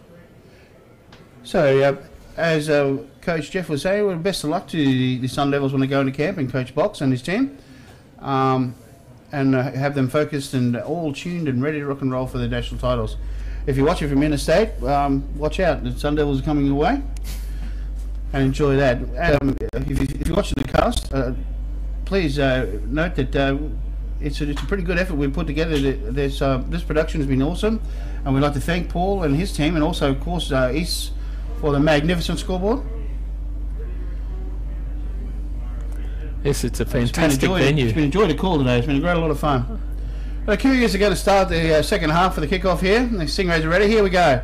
Going deep. Nice kick all the way to the back of the end. They're not even interested in the Stingrays. That's a great kick. In fact, that might have even gone over the bar.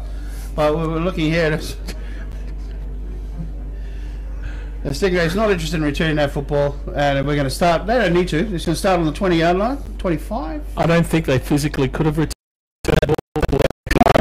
They could have either. It was a good kick, wasn't it? A very good kick. They couldn't have remained on the field of play and actually touched that ball. So not a hope in Hades of getting hold of that one. He really got a hold of that one. Yeah. So the ball will be placed on the 25-yard line. Remember the NCAA have changed that rule slightly. And it comes out to the 25, first and 10 for the Gold Coast Stingrays. I don't know how I feel about that coming out to the 25, to be honest. Yes, it's a big argument both ways, but you know, the powers that be to write the rules know more than we do. But yeah, it's just argument both ways. Stingrays in I, but a slight shift. The give is to the tailback and tackled over by number 4, Harry Alderton on the play. I think that's the first time I've seen Harry on. I believe it is the first time I've seen Harry Alderton play, and of course in the first play he makes the first tackle. Harry's in his 433rd year of football up in Queensland. I think it's his 25th year in a row, as a matter of fact. Harry Alderton on the first defensive play, trying to make a difference, trying to lift his D, I guess. Knifed in there, made the tackle. So that will bring up for a loss as well, I might add, for the Stingray. So 2nd and 11. Damien Malloy sets back and looks on the out pattern. The receiver is open, and quick reception and get out of bounds for a gain of about 7 yards. Looking to bring up about 3rd and about 5.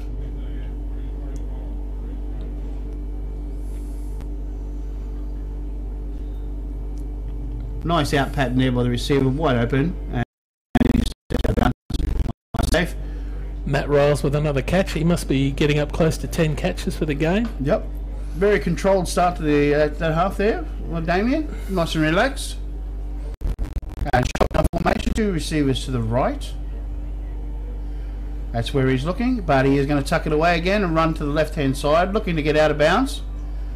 But again, as Damien always does, he actually steps back in bounds, but he got the first down, nevertheless. On the play in the backfield, in fact. We'll have a look at this one.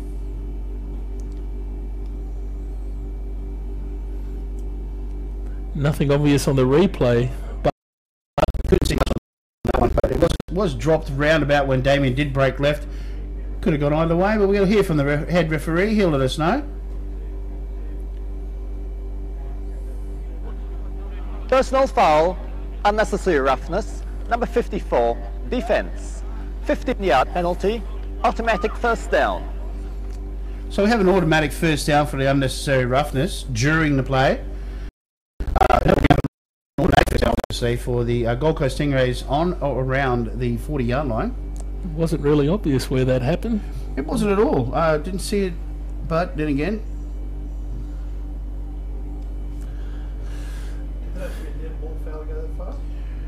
Yes, during the play, that actually, because it was a live ball foul, it's actually tacked on to the end of the run, and the end of that run was where the catch was.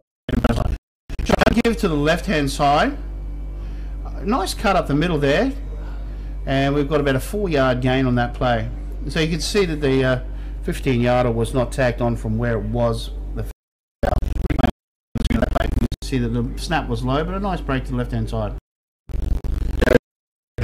Carry, his nickname is Tumbles, so it kind of fits with the type of run you just saw. Yeah, it wasn't very much that way.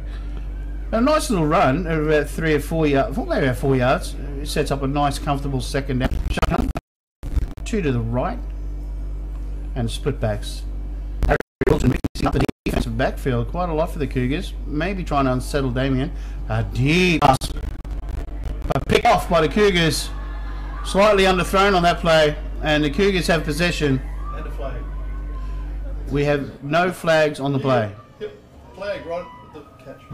Oh, we have a late flag dropped right where the receiver was taken. Yellow flag.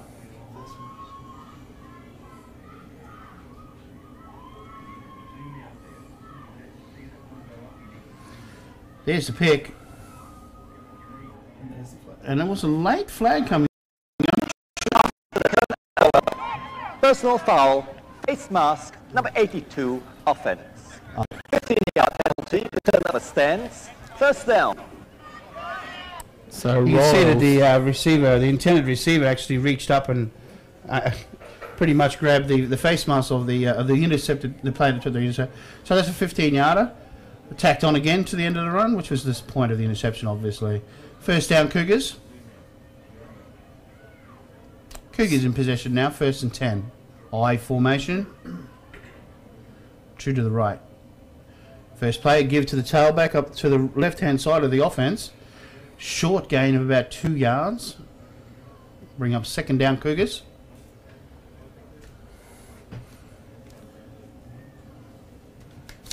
Sorry, right. In on the tackle, 55 from the Stingrays. Matthew. 51, Chris Mooney.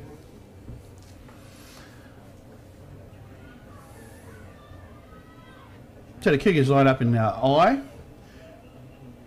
2 to the left this time.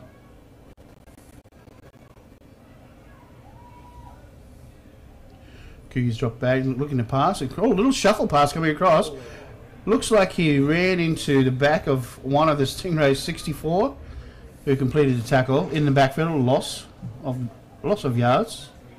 Here's the replay. You'll see that the quarterback rolls slightly and then just shuffles it inside. It wasn't quite what he wanted from the lineman there, and the tackle was made in the backfield. Vernon stayed at home, as he should as a defender. That play was just not on in the end. Exactly, yes.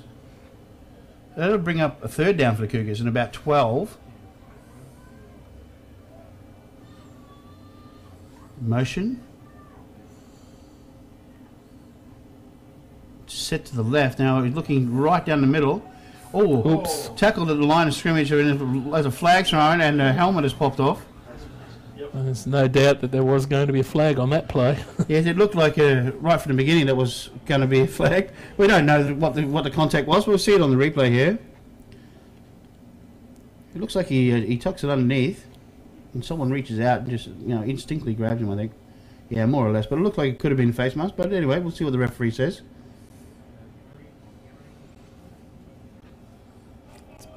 Bit hard to tell from that angle. Totally, it did look like a reflex action as well, rather than a grab and twist. But anyway, here we go. Personal foul, face mask, number 15, defense. That penalty caused number 7's helmet to come off, and so number 7 does not have to leave the field for one play. 15-yard penalty, first down. You see that the head official Mark clearly explaining the NCAA rule of when a helmet does come off a player, they must leave the game. However, if it is the result directly of a foul, then the player does not have to leave the field of play. And that's exactly what happened there. The face mask was what caused the helmet to come off. So first down, Cougars. right in the middle of the field. First down Cougars to the left, and we have an I formation under centre. Dropping back, looking left the whole time, open receiver. Nice cut by number 6 on that occasion. That's going to be Steve Massey for the completion. He gets out of bounds. He gets the yardage for the first down again. It'll be first down Cougars. The Cougars definitely need more of that. Yeah, we need about but it's a nice replay. We can see here that he looks straight, and there is a flag right at the line of scrimmage, Holding. by the way. 10-yard penalty, first down. The penalty there was for holding, and Mark Louis explaining that. It was about 10 yards. One thing I've noticed about the Cougars offense, which is a little unusual to myself, is the rather shallow depth of the backfield. The running backs, yeah. The running backs. Running It's backs not- do appear to be very close, well, way closer than I've seen them in a long time. Perhaps anticipating that very quick, penetration from the D line, but still not giving the quarterback a lot of room to manoeuvre around at all. So first and long for the Cougars here, dropping back, looking to make up those yards. A wide out receiver, but unfortunately the ball is a little overthrown. Nice break on the play. Good coverage on the D, just the same. Incomplete. Dabble's been demonstrating his vertical speed. He was over the top of the defender, but just not able to deliver the ball. He definitely was, yes. Well, that'll bring up a second down and about 20 yards to go.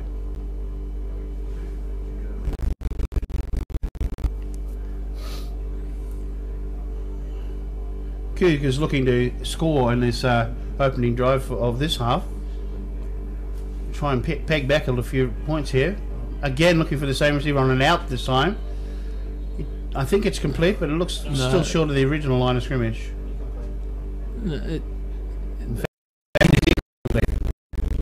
Trying to target Dabblestein again. Again, Dabblestein his favourite receiver this evening.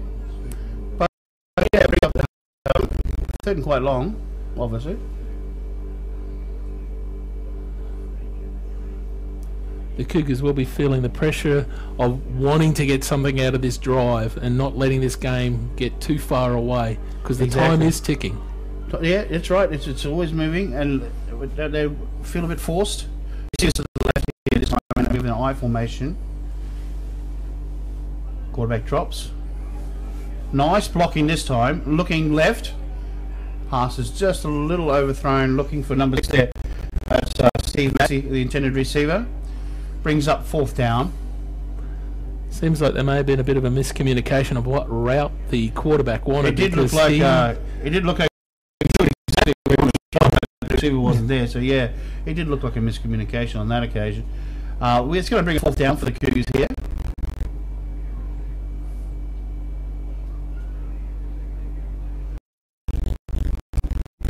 Right, gambler, are you thinking fake punt? Yeah. Alright, a kicking formation and a good punt getting away. That's a nice punt. It really is a nice one. Looks very well positioned. The receiver, nice block to release him. Oh. He's cutting it left. He's got some room to move. He just cuts left, then cuts again left. He's going to go open to the corner. This is going to be a foot race to the corner of the field. Ben McKenzie with a lunging tackle, but brought down just short. And a late flag. There's some flags. 2 late flags, flying. in fact. We've got 2 flags at least thrown in the corner there, suggesting perhaps the player had been out of bounds when contact was made, but it's very hard for us to tell. But a nice run back. Here on replay, you'll see it cut to the outside. Open area to run. I like the way he uses the extra. Yes, no, the initial one looks okay. Oh, there was some contact there. So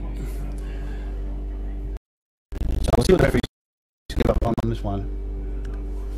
It wasn't a contact on the initial run at all. It's something, a couple of players say, how are you over there on the sideline, and let the referees sort that one out.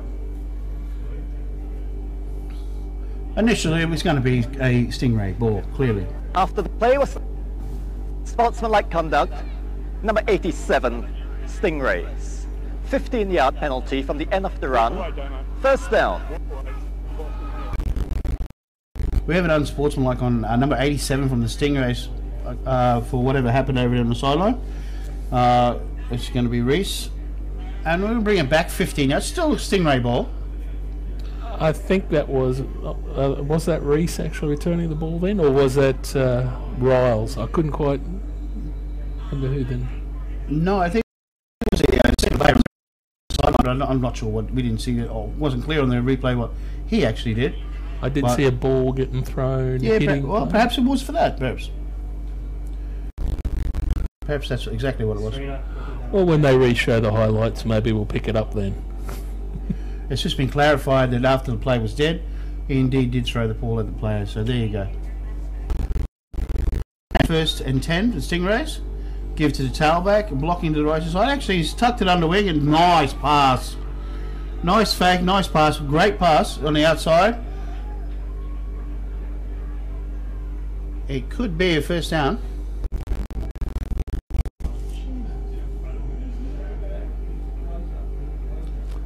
Yeah, it's first and goal, Stingrays.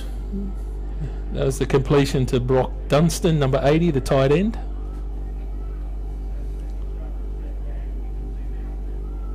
So here we have the Stingrays camped again in close.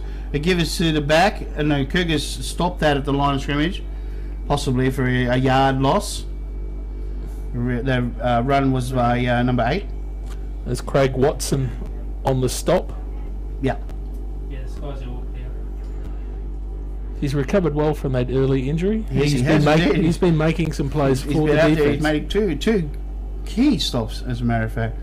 So we got a second and goal situation from about the 4 or 5 yard line. The Stingrays in a split back situation. Damien Malloy under centre.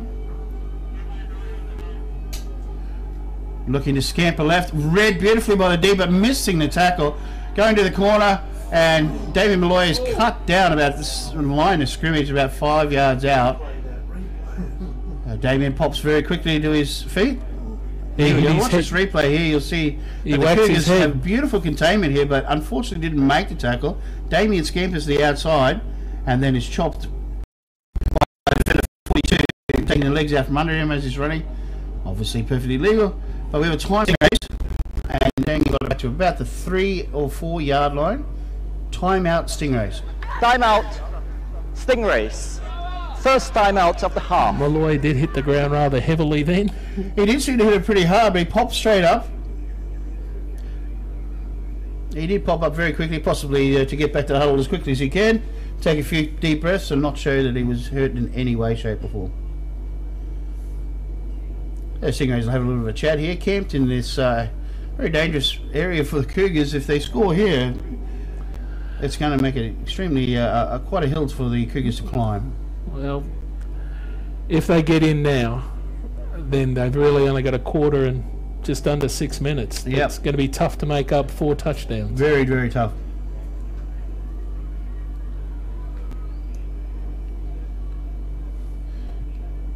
So the Cougars settle down in defence, and the Stingrays are back on track.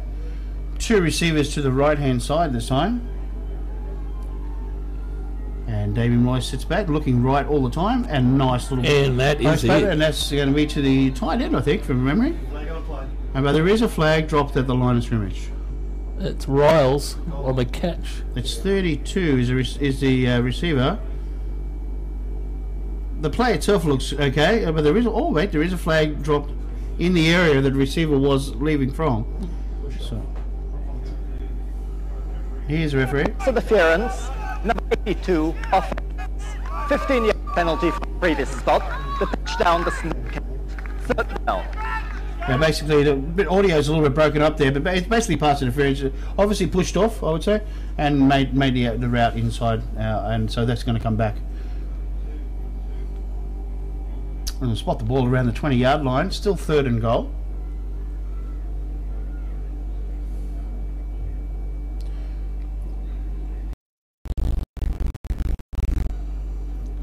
Clearly there was no score on the play.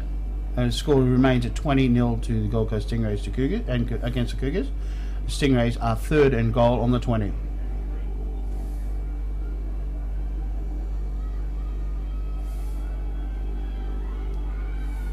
Shotgun, he's a little high, but he brings it down nicely, looking for the fade route.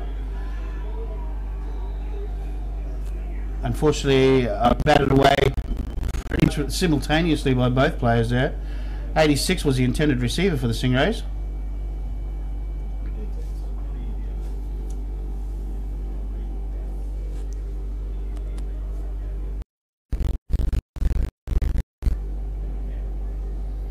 The Cougars defending quite well here actually, given that it was a penalty of course, but it's 4th and goal and the ball's on the 20.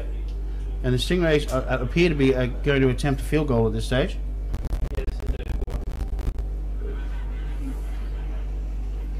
It's a nice snap and place, and it's pretty good kick. Short, but it does appear to be under the bar. It is short. The kick is no good, so the Cougars will take over from the point of the hold, and it will be 1st and 10 Cougars. That was a vital stop there. If they've got any chance of getting up and over, they need that was a crucial stop. They've got to take positive out of that. The Cougar did, holding their Stingrays from, initially from the 3-yard line. The hold out that series has got to give them some hope towards, the end result of this game. You've kept it a 3 the clock is ticking. Yeah. You've kept it a 3 TD game. If it's a 4 TD game, that's really a. Yeah, that's a huge swing around. If the Stingrays were successful, even with 3 points, that would be a devastating blow. Becomes 4 scores, makes it very hard. Yeah, 1st and 10 Cougars.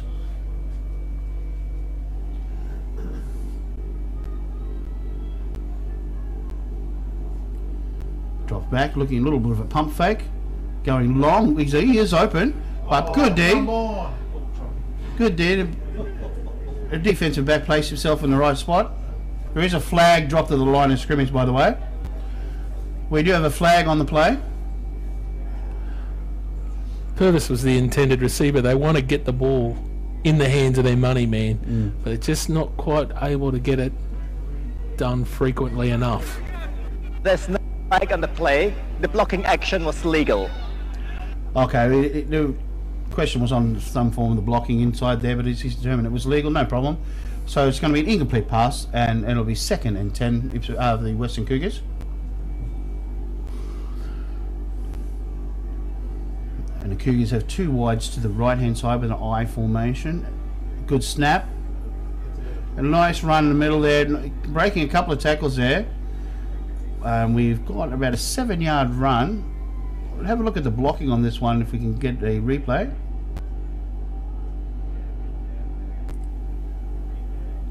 Here we go. If you have a look at the blocking on the left-hand side on Chris Mooney, you'll see the hole open. He can't get inside, and it just makes him a little bit of time. Chris Mooney does come back and influence the play, and the tackle is made. So 2 yards to go. Oh, bolt out and a run right, but he has recovered it. The same running back. Look, it appeared to bounce straight back into his hands, but he's still going to be short. And bring another 4. See if we get a replay of that one popping out. We must have missed that one, but anyway, that's okay. He has come back, and it looks like he did get the 1st yard. Well, I thought he was short, but it's all good. You got to take him the way you get him. That's still a first down. Back into his hands. You'll take that one. 1st and 10 Cougars on about the 30-yard line. Sometimes you got to be lucky. Yeah, sometimes you got to make your own luck and take it when it happens. The Cougars with a single backfield, and we got doubles both sides.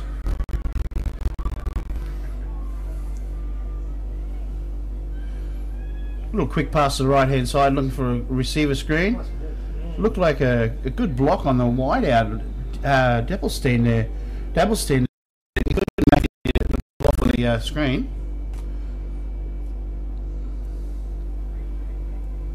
Let's have a look at what happens to Dappelstein here. He looks to make the block off the screen. Oh, he actually slips over, unfortunate. Outside, but a positive gain of about a yard and a half. 2nd down and 8.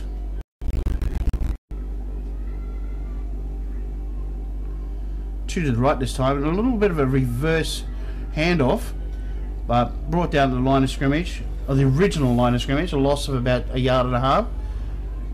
Stingrays seem to be indicating Chris Mooney is standing up and thinking he has possession ball.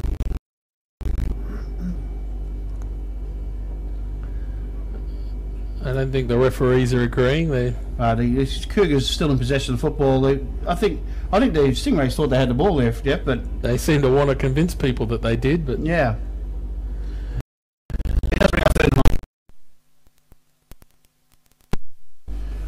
Who need to keep this drive alive if they have any chance at all in this Sunbowl. Motion to the left-hand side. And dropping back, looking left. Nice pass on the out. And nice out there. Open all the way. It was a motion man on the 10. That's Ryan Purvis there. You see him motion across here. If you see the replay, the motion across here. And he'll cut up and just a simple 10 or 12 out. And a really, really nice touch pass to the outside. Good coverage. But nice completion and gets out of bounds. So that'll be first down Cougars into the Stingrays half, only just, but on the 49-yard line, 1st and 10. The money man, number 10. Absolutely. And here we go with a run up the middle, a little bit of a stiff arm, another stiff arm, and then a beautiful, nice tackle there. Nice tackle by the Stingrays, number 9, in there again. You see the run up to the right. And a good stick. There, beautiful timing.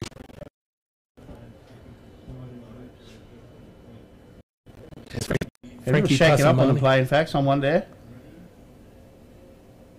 The tackler is a Canadian gentleman. He's got experience playing football. Here's this replay again. You'll see the stick here. Here it is there. That's the initial. The second phase of the defense, and a beautiful hit. That's a really good hit there. Beautiful form, arms wrapped around, pretty much a form tackle. Jeff, what do you think? Not bad. It doesn't get any better than that. Ex-Stingray coach like that one, didn't you? That was a lovely tackle. Very good form. Very good form. Well, I guess probably from a coaching perspective, rather than having my club of hat on, is the fact that that player could have easily broken out for a big tackle. Absolutely. Needed that. If you're going to be a defence that plays good quality defence, you need to make those tackles. Open field tackles are very, very important, and that was very well executed. Broke down nicely, and nothing, absolutely nothing wrong with that tackle whatsoever. Well, we saw the value of making open field tackle or not making in the last championship, the last two championship games earlier today. Totally.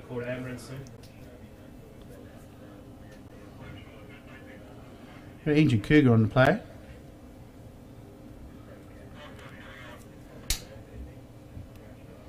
Copy.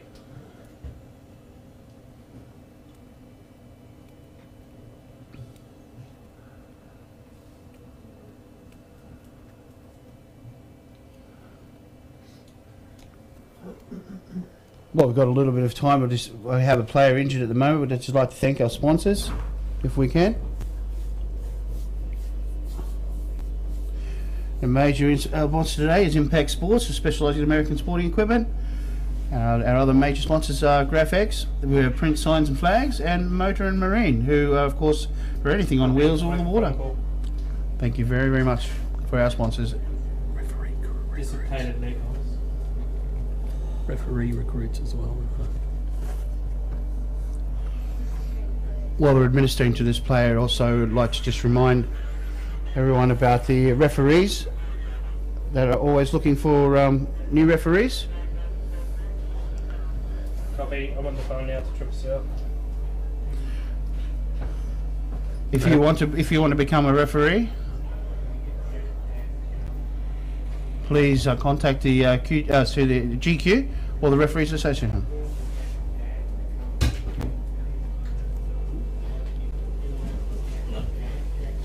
Jack. What did you get? Jack who? Jack. We have a call. Can we have Jack's dad come to the field, please? Jack's father, could he please come to the field?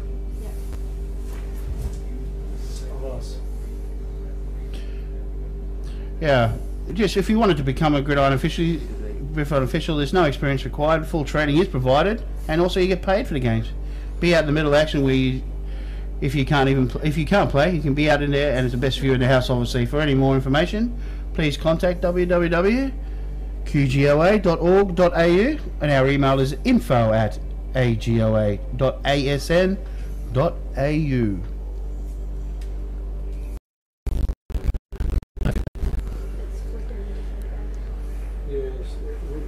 Can we have Gavin Doolan please come to the field, please? Mr. Gavin Doolan, could you please come to the field?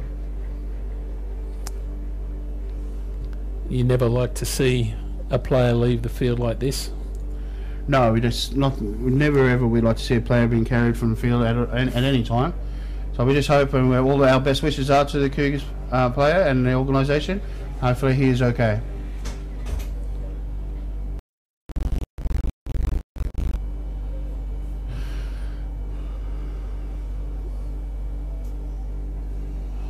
Just on the officials' recruitment thing, it's a great way in which former players can become involved in the game again. It's a great way. Yeah, the fact that I'm in New Zealand myself, you're absolutely right. That's what we'd love to encourage all ex-players who consider to be back part of the sport. Refereeing is the way to go. Come on down and be an official. Cougars 2nd and 8, hand off to the tailback, tackled with a short gain of about 1 or 2 yards, carried there by number 15 for the Cougars. That would be Kino Oyasaya. And now for the Cougars, about 7 yards to go. The Cougars are continuing to run the ball, but as the clock ticks down now, we're very close to the 4th quarter. The strategy may have to change very shortly. Yeah, I think you're right. I mean, obviously, you know, that was a run. The last play was a run. So looking to the left, looking deep. Oh, he's wide open. Oh, but it's just short of the intended receiver, number 6, Stephen Massey.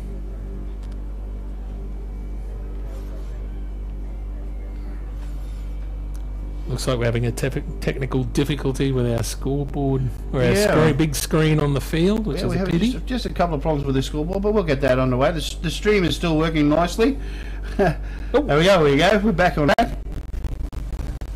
There's an incomplete pass there from the Cougars. Just had a little kip. It's been a long day for the screen. It's been a long day. All the technical stuff. But we have 4th down from the Cougars now. Obviously, I'm pretty sure they're going to go for this one, Jeff. They're going to need to get this drive alive. Here we go. He's going to look. He's looking to the right-hand side. And wide open receiver. Great. That's a really nice pass. To the money man. Only Ryan Purvis could get to that. And what a nice grab by the young fella there. Completes and a 1st down the Cougars. You look at this one over the middle there. You'll see Ryan cut to the end. He's number 10 at the top of the screen. Cuts in, settles into the hole, and a nice pass up where there was no Stingray around. Even though it was 40, he picked the ball very nicely. Nice pass and an excellent reception. 1st down, Cougars. That's a pass play that you're going to remember. That's the one you will remember. Nice run here off the left-hand side, trucking it along. That's a very valuable run, Isaiah. Akuno, I say a nice run there off the left-hand side. 1st down again. Nice Ray. What's the block there? Nice block. Sheds another one. A nice tackle by the safety coming in. He's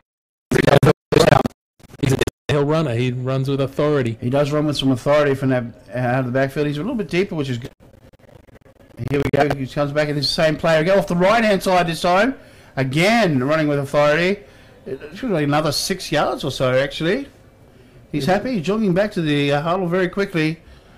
Cougars, somebody has woken up the running backs.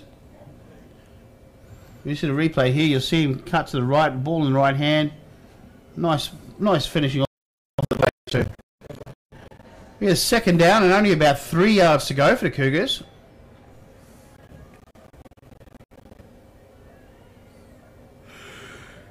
Run to the left this time. Stopped at the line of scrimmage. Looks like Chris Mooney in on the play. No, it's one of the other boys. Looks like 59 in on the play.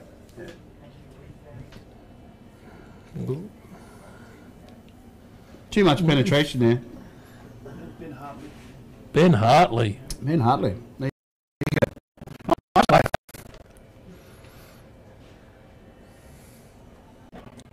That brings up third down for the Cougars now, and still that 3 yards to go, 2.5. And we have the I formation still with the Cougars, and one to the right and 2 receivers out to the left-hand side. Motion to the right. He does drop back and rolls out to the right, avoids the player, looking. He's going to throw, and it looks like he has It's a touchdown. He's completed a pass. It could be in the end zone. There's no The signal yet. official's having a really good long look at this.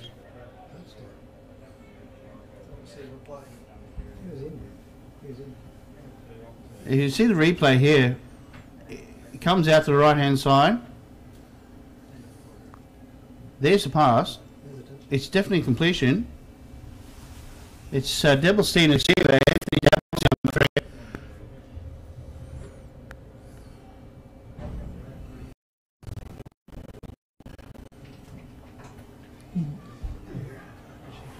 It surely could only be the spot of the ball here, Jeff. It looked as if the completion was definitely made. Well, I don't think there's any doubt him catching the football. Obviously, there's some doubt as to where he was, called, yeah. whether he was in the Yeah. field of play, Yeah, that was because he looked like he crossed into the end We zone. get some clarity from head referee Mark Louis.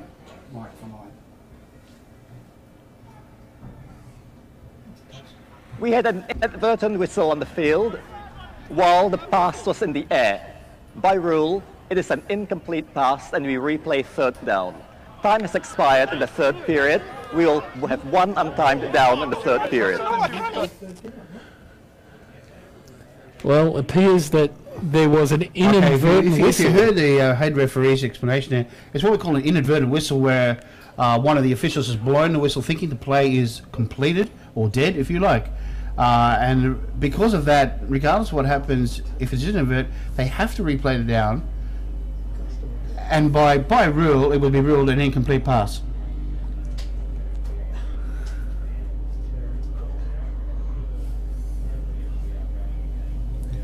So it will be third down, obviously, back at the same spot. Third down and about 3 yards to go. You know how I said earlier to worry about that other catch? That may be the catch that everyone remembers now. Yeah, quite so, quite so. Quite so. So the Cougars line up again for this third down. Again. Last play of the quarter. Motion. And reset. I formation. Vital down for the Cougars. Look at the open play. And it's incomplete on third down.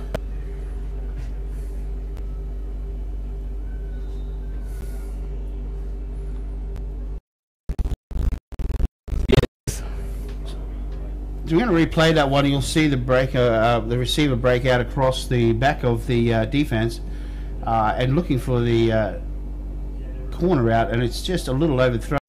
He does bring a fourth down. Allow Marshall all the way downfield to reset the change to the same position. Going towards the clubhouse. So it'll be fourth down and about 3 yards to go, and 1 quarter of football left. Our major sponsor, Queensland Gridiron, as our graphics, paint, signs and flags. And don't forget Motor and Marine for everything on your wheels or in your water. Thank you very much to our sponsors, and to East Rugby League for hosting us today. They've been very good friends with GQ for quite a while now, and what a fantastic venue we have today. No, it is truly is a great venue. In fact, every year we come back here. Absolute credit to Queensland football, this venue, and the people coming out and watch. 3 very good Sunbowls. So the Cougars come back with a 4th and 3, I should say, on the right-hand hash mark. 2 to the shallow side and 2 to the wide side, and 1 back. He drops back. And looking there for Devilstein, but very well covered. On 4th down, the Cougars have batted that one away. That was Ike Summerfield, number 44 on the breakup. And that is a turnover on downs. And it is a turnover in downs. Well, you see the replay here, he's looking for that the widest receiver all of the time, all of the whole play. Nice pass, nice touch on the play. He does have a break on him, but up he goes, and what a great play! Great play, great camera work there by the boys there from Victoria Point High School. It's like I'm watching the NFL. It's just like watching the NFL, but way better. I'm serious. Yeah, way better. I tell you what, Gold Coast Stingrays will turn over. 1st and 10 Stingrays. And a nice run up the middle, but short gain. We're definitely in the grind the clock out time for the Stingrays. I'm certain there'll be limited throws, and that they'll be trying to crown and pound and run this clock down. Definitely, this will be. One would assume that 11 minutes 30 to go, that the Stingrays will might pound this out of here to about the 20 and 25, 30 yard line if they can get there, and then they might open a bit. But I think we'll probably see some nice runs up the middle here by these backs. But you can never tell with David Malloy, anything could happen. And the handoff inside, and a very short gain, brings up a 3rd down, and about 6 yards to go.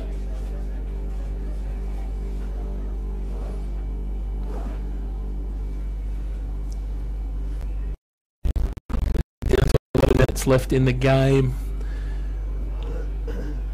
I think the Stingrays will try and keep the ball and just grind it and then punt away, play field position, play clock management. Yeah, clock management is absolutely the way to go at this stage of the game, and I'm sure the Stingrays is exactly what they're going to do. There's a shotgun.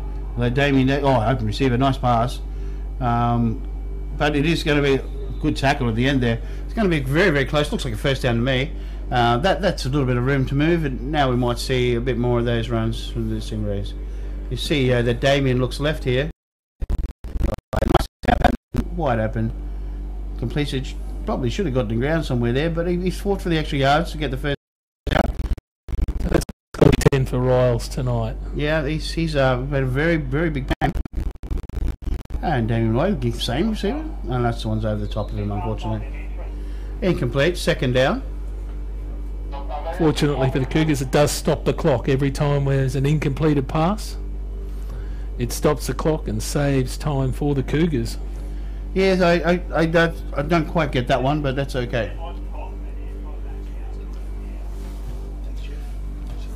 Let's see. Brings up 2nd down for the Stingrays, and it's 10 yards to go. Fairly comfortable with a little bit of a high snap to Damien. Damien has to come down with the ball. Does make some yardage up the middle. Nice tackle by number 50, I believe, on that tackle for the Cougars. Let's have a look at this replay on this one. It was Ryan O'Sullivan. You see he snaps it down, he cuts up the middle, and then smacko right in the middle there, wrestles Damien to the ground. Brings up a 3rd down situation and about 6.5 yards to go. Stingrays still fairly confident, not too worried about the situation. Clock management, as you say, Coach. It's 9 minutes 40 to go. Shotgun. 3 receivers to the right hand side. Damien rolls that way. Cuts it back into the middle. Probably not the wisest move. The tackle at the line of scrimmage for a no gain whatsoever. But the clock is running, and it brings up 4th down for the Stingrays.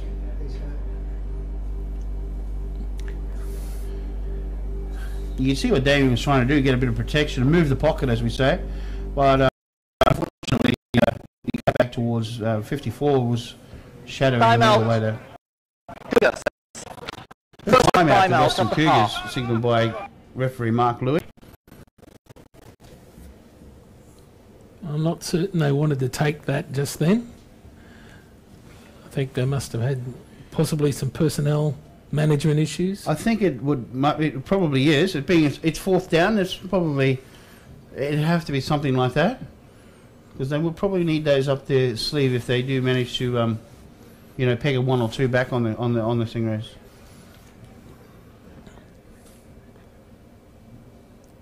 But the Cougars will resettle themselves on a 4th down. The Stingrays will punt away, of course, just as Coach had mentioned earlier, and try and get a good coverage on this punt. And consequently, of course, back to receive. Anthony Devilstein will be looking to break one or at least get good yardage down the field. So here we go. Here's the punt. Plenty of time. Nice punt. Dabblestein settles under it. It's a big punt. And he cuts it back this way. Nice Oh, coverage. fumble. Ball pops out. But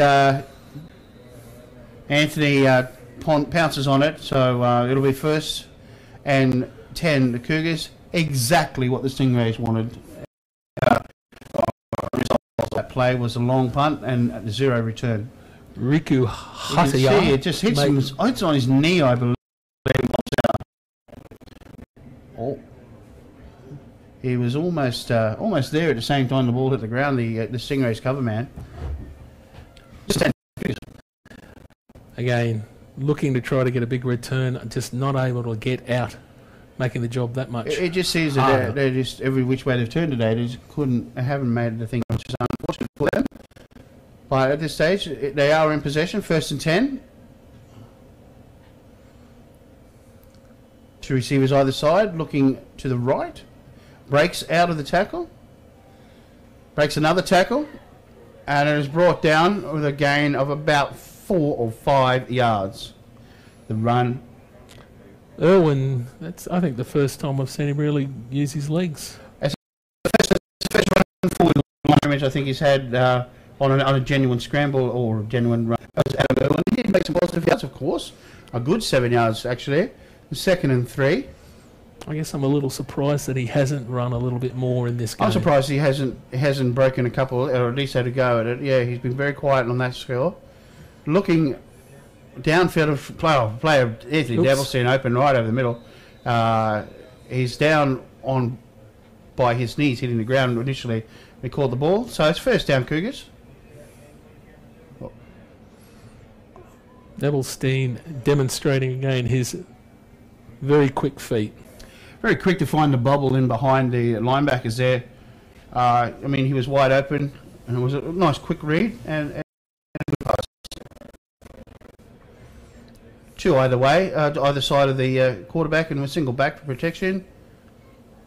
Back over to the right hand side, and quick to nullify any sort of run. There was 59 and 15 for the Gold Coast Stingrays.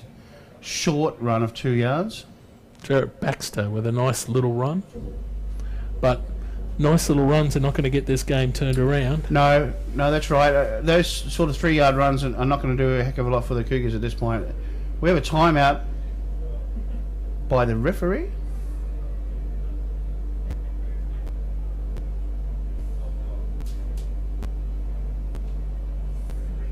Clock operator, please reset the clock to 7:33. 7:33.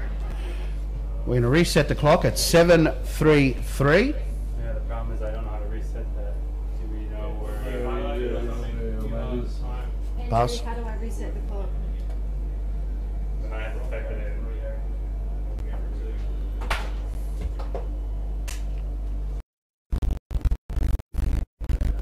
Andrew, how do I reset the clock?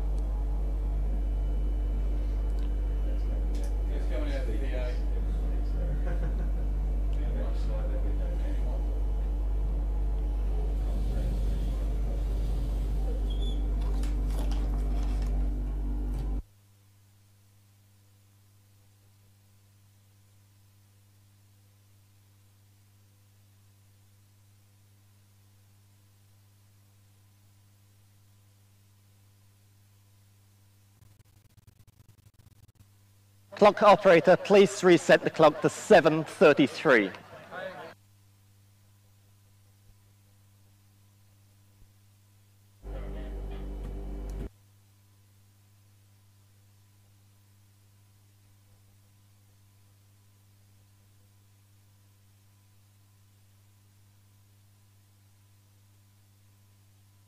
Type in the time.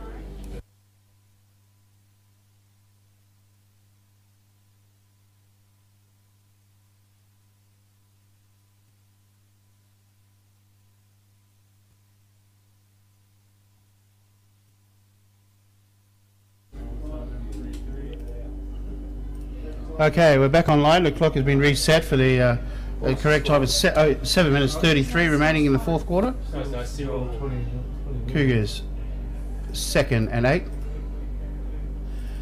Looking to pass.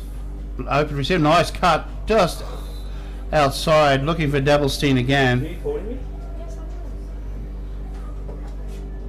Incomplete pass. So the Cougars trying to save every second they can, getting up to the ball as quick as possible. Definitely. They really don't have much of an option from this point forward. They've got to hurry up. They need at least one big play at this stage, for sure. The Cougars looking downfield. Nice pass. Almost intercepted by the Stingrays, actually. I think that was nice break on the play by the DB there. that Coverage was- by number 15. Not too sure. It was 15 or 37. One of those two players broke on the play, and just off his fingertips, brings up still fourth and long, fourth and about 7 yards. And of course the Cougars are going. And he's looking down the field vertically. He's taking off on fourth and nice cut. He's got to have the first down. Another little cut, and he got outside. Nice play by the Cougar quarterback on that play. Broke it nicely over the halfway line, and we're into Stingray territory. Be 1st and 10 from the Western Cougars. And the Cougars have gone to a slightly rushed offense. Snaps it quickly. Twins right and left. It ducks under. And nice. Under pressure, the pass is down in a dangerous area. Almost intercepted again by the Stingrays DB on that occasion. Incomplete.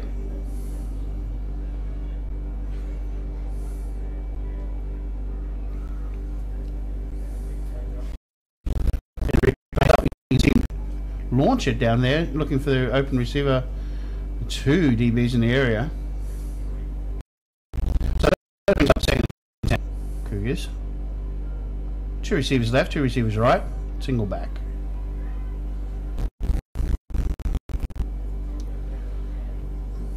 Here you go, dropping back, gives it to the fullback, tailback, sorry. And we have a tackle in or about the line of scrimmage. A gain, short gain of maybe a yard or 2.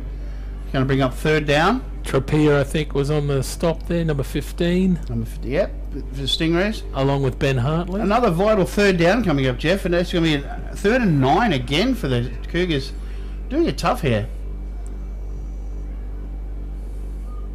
Dropping back. Nowhere to go this time. Too much pressure from the Stingrays. And in on the tackle, there's 64. Vernon making the stop. He went up the field and then came back. That one was a big stop for there by the Stingrays. That's going to bring up 4th and about 6 yards to go. Maybe even 7. Same formation. Shotgun. Dabblestein down to the lower right. He's under centre. Drops back. Looking for Dabblestein. And it's over his head and it's out of bounds, so it'll be turnover on downs. That's going to be 1st down Stingrays with 6 minutes left on the clock. I think with 6 minutes and 20 points. Yeah, it's a big. That is a huge hill. I mean, anything can happen, but it is a huge hill. But in possession of the football, primarily, is what is obviously the big advantage of Stingrays at this point. I mean, 20 points on the board is important, but in possession of the football and control, late in the 4th quarter, it's a vital. That's what's going to win in the championship. So the Stingrays settle in with twins out to the left, and we have a slot back and a wide receiver on the right, and a single back shotgun for Damien Malloy. The quarterback for the Stingrays takes it nicely, drops back. Now he's off for the races. He camples up, but a nice tackle. A short gain of about 2 yards. You got to think if you're running the football from this point on, you get, even if you don't get a 1st down, you're knocking off another minute and a half. Yep, that's off exactly the clock, right. Every time you run the ball, the clock is running and you're just using up those 3 downs. If you don't make it, and punt it away, and if you do make it, well, then you take up another 3 down. That's what's working against the Western Cougars at 9 o'clock. Again, Damien hands it off up the middle. A nice run up the middle. Good gain of another 3 yards, maybe. It was going to be about 3rd and 5. I think the Stingrays maybe might want to slow themselves up to that line of scrimmage. They are getting up there. They want Yeah, exactly. They shouldn't be in any much of a hurry to get plays off at this 5 minutes after the game. And you know, in a third down situation, you know, they can take their time. We may see Damien pass out of this formation, but we'll see. A 3rd and 5 for the Stingrays.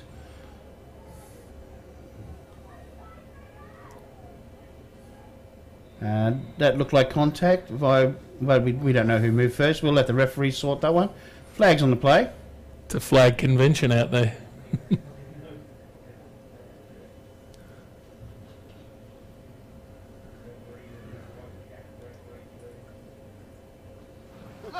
Offside, number 33, defence. 5-yard penalty, first down. And that, my friend, is a killer. Yeah, that brings up not only the 5-yard penalty, obviously, but the first down as well. Oh. It means that, you know, your 2 downs that your defence have done the job for you is nullified, and we have to start all over again.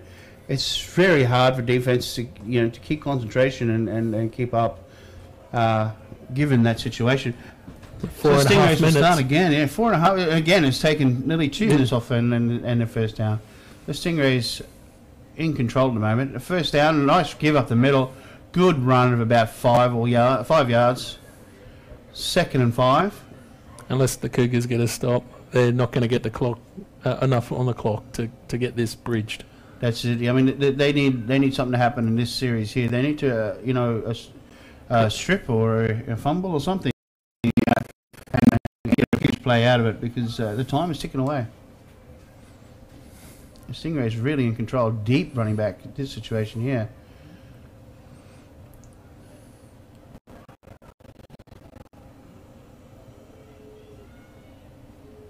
Cougars with about 8 or 9 players in the box. And, oh, nice tackle. No gain on the play, but the clock is still running. Yep, we'll probably hit Brings up, 3 minutes with a punt. yep, it'll bring up 4th down. With a replay on this one, you'll see that Damien was in no hurry, really. He just may thought there was a hole there, but a nice tackle. Good D. But it brings up 3rd and about 9 yards to go.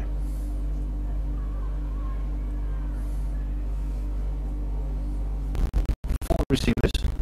1 deep back. Nice snap. Damien Malloy looks like a screen to me. Nice pass out to the right. Damien, there he is. Off to the races. And that's away. And that is a touchdown, and that is Sunbowl. That is Sunbowl, for sure. That's really a really well executed screen by the Gold Coast Stingrays, and a nice run after catch for a touchdown. That brings the score to 26 points to 0. And you see the replay here. He catches the ball and cuts back and nice secondary, but nobody in front of him at all. It's just a race to the end zone. And 6 points to the Gold Coast Stingrays. Yes, I think Taylor has sealed the deal, and Definitely. I don't think we're overstating the fact that I think we're just seeing the Yep. Sunbowl Definitely 29 not. champions. We'll see right over there on the holder. Let's see if we get a replay on that one.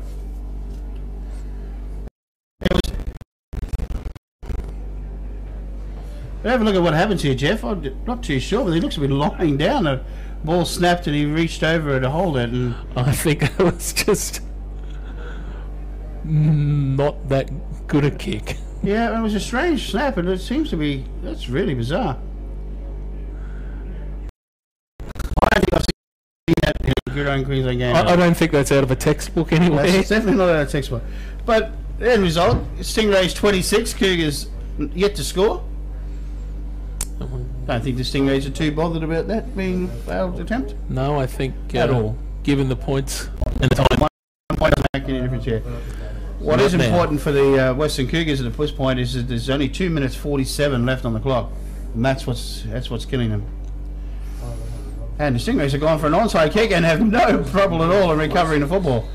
The Stingrays caught the Cougars snapping there on that one, and the Stingrays will take over possession of the football. Perkins.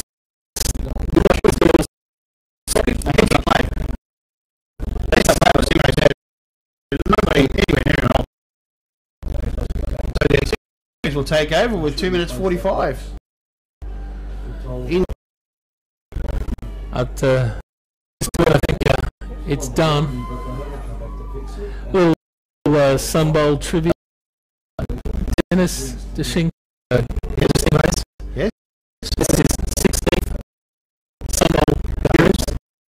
This is the 11th one that he's played as a victor. That's incredible. I'm not going to winning that record. I can't imagine that. Okay, that's an amazing effort. Dennis played on the very first Stingrays team to play in a Sunbowl in 1993, Yep. and he's over there on the side. That's an amazing record. I know that there was a gentleman from the Cougars, blocker. I think it was 11, I think, in a row, or maybe even 12. That's amazing. And 11 victories out of that is even more testament to the reputation, and not only the reputation, obviously, but the sheer consistency of the Gold Coast Stingrays organisation. Dennis's role has changed over the years. He was a starting centre. That's changed. High formation, Dennis. There we go. Straight up the middle. Damien Malloy handing off to the first back. A very, very short rain of about 1 yard. We'll bring up third and 9. And time out Western Cougars. The Stingrays number 18, James Castle. Okay, there we go. Change of quarterback has come in. James is a James former has done junior. his job for the day. Yes. Timeout, Cougars. Second timeout of the half. The Cougars have taken their second time out of this half, which means they have 1 remaining. 26 remaining in the game. And the Stingrays fed at this point. At this point, with this much time on the clock, it's about getting a bit of experience for some of the guys that haven't been the starters. Yes, that's Get true. their little Sunbowl That is true. memory. We'll be looking, coach should be looking at his roster and saying, if you want to get part of this, definitely get out there and get a feel for this Sunbowl victory. So notice here, number 33, David Napier, wide receiver. He's a Colts this year. His mum just won Yep. in the Summer Bowl. She was the starting offensive lineman. Awesome. Nice snap. The quarterback looks left. Nice pass. Looks like it was a reception. Yep. Hard to see with the Cougars sideline in front of us, but it looked like there was definitely a reception there for the Gold Coast Stingrays, so it'll be a nice game. It brings up 4th down. I don't think they're too worried. It's only about 3 yards to go. And wait, the referee has something for us. Timeout. 2-minute warning. 2 minutes left in the game. Of course, we are down to the 2-minute warning. Yes, and the 2 minutes Stingrays. left in the Sunbowl 29. And we have a Gold Coast Stingrays at this point 26-0. So yes, they've substituted most of their players out that they can. So most of the starters for the Stingrays are on the sideline, as a matter of fact. And run middle, just checking the clock away, but they're going to be well short of the first down mark. We're going to turn this over. It'll be Western Cougars ball.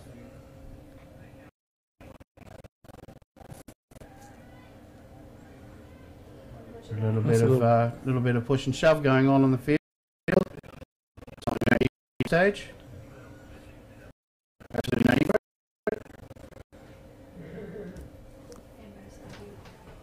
Ambo's leaving.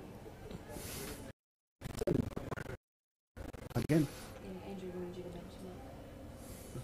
we have an ambulance down on the field. If anyone will make sure that they get in safely. So it's the Cougars' ball. At this point, I think they're probably looking to just execute quality plays, knowing what the game's on. Yes, I would just say that was exactly what they need to do. Is make sure we get a nice few plays off and get a nice easy end of the field. And with a nice little pump fake, he's wide open, Davilstein, but just slightly overthrown.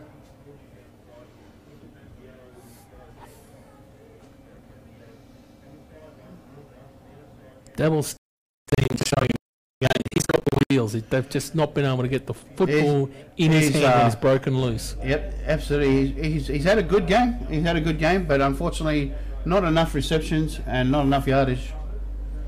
Not in the critical ones where he has gotten over the top of the defence. Yeah. But they've just not been able to get the ball into his hands. You know, you get a couple of those passes completed, and it's a completely.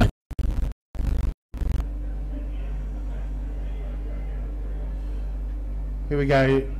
2 wides to the right, 2 wides to the left. A little bit of pitch and a reverse. Davilstein, could be a double reverse, in fact. And now we're looking at a triple. And we're looking for the ultimate flea flicker here from Davilstein. The quarterback's got the ball. He's tackled in the backfield for a loss. Chris Moody, number 51, on the Gold Coast Stingrays. Cougars looking to make things happen. They're just not going to happen today. I was almost waiting for the Benny Hill music to start. It's a little bit like that. But, yeah, Chris Mooney kept his concentration, made the tackle as any good linebacker and defensive lineman should do. So, clock's still ticking. It was inbounds. Given the situation, that's what you're at. You're just trying anything. Yep. And the Cougars now with a double stack on the left and twins out to on the right hand side of the defense. Looking for Davilstein down on the right side. Well, this time 37. I'm not sure he really wanted to catch that ball. 37. David Sarek, I think he's had a great game for them. Made some quality plays. Yeah, he has made some good plays, and he got the pick 6? No. I think that was Morgan. Yes, it was Morgan that got the pick 6. All the DBs for the Stingrays, which everyone thought would play well, have played well. All of the boys at the backfield for the Stingrays have had a great restricting yards for the Cougars receivers. When they needed the bat downs, they've been able to get them. Yeah.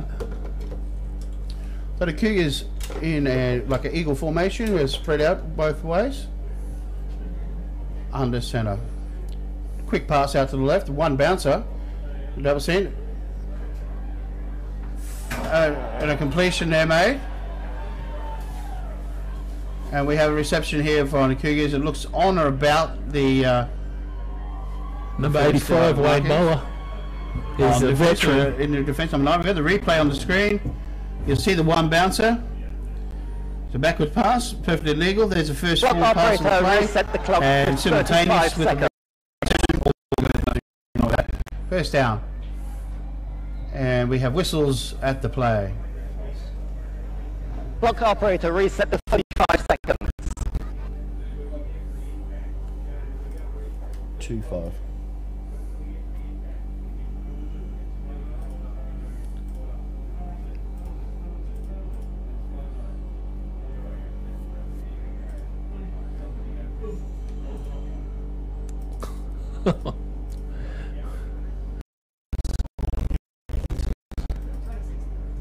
A pretty good hit at the end of that play there. All round, it was a good hit and it was taken well, but the receiver kept a hold of the ball. The Cougars looking left this time of the pass. Oh, looks like it was a little short on the intended receiver. Incomplete. Brings up second down. Only 27 seconds to go. Yeah, 27 seconds left in the in Sunbowl 29. Stingrays in control with the football. Looking for something for their family and friends to celebrate. We'll see if they can get a playoff and a score, hopefully, for the Western Cougars. No one likes it when they've got the 0 next to their Absolutely name, right. so you're always paying for that pride to at least get something up there. Looking left. He's pursued in the back of the ball. Pops out this time. And I would say the Stingrays have possession. They do. It's recovered by... Can't quite see the number there. Looks like 49, I think. It was Vernon on the sack. There's a ball pass back. 43, I think, is the player that recovers a football. a good play all round. A good pursuit of the quarterback and a sack. Ball popped out. Forced fumble. Recovered by the Stingrays. 1st and 10. It's Ehlers, I think. No, if it's 43, it's Ehlers on the recovery. All done. All done all round. So I suspect the Stingrays will just kneel this one out. 20 seconds ago. No real need to risk anyone being hurt. I think Malloy's going to just take the victory. Oh, he does have a run. Damien Malloy. What? Cuts right, cuts left. Clock is ticking. 15 seconds. Carrying down. I'm not certain that And was... time out Stingrays with 12 seconds to go. Looks like they're going for the kill. I'm not certain about the strategy, to be honest. Timeout. Stingrays. Second timeout. Time out Stingrays with 12.1 seconds on the clock. Up 26-0.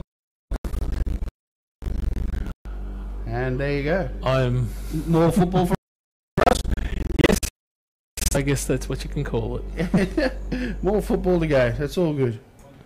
So second and very, very short. Snap is high. Malloy with the ball. And an incomplete pass. Yes.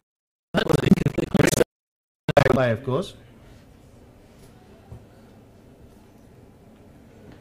Head referee Mark Louis will explain.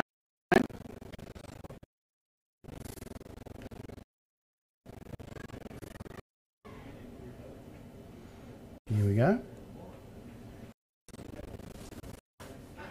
Personal foul, roughing the passer against the defense. Half distance to the goal. Okay, it looks like a roughing the passer penalty. This is a goal before first down, of course, for the Gold Coast Stingrays. That's got to hurt. Now the Stingrays are way inside the 10-yard, or in between the 20 and the 10, and it's going to be 1st and 10. Yes, it's... Now they definitely will think about scoring here. Shotgun formation. Late flag. An early flag, mind you. Possibly one of the receivers may have moved for False start, number 9 offense. Yeah. 5 yards. Called it. First Yes. down. Okay, don't bump them back 5 yards at 10. Still the same. 10 seconds to go. First down. 1st and 15. On about the 17-yard line. Stingrays in possession. Spread formation. Single back. Shotgun.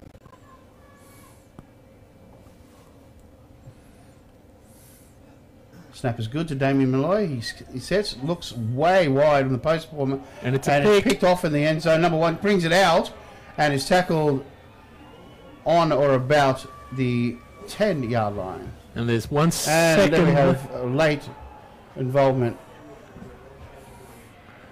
A little...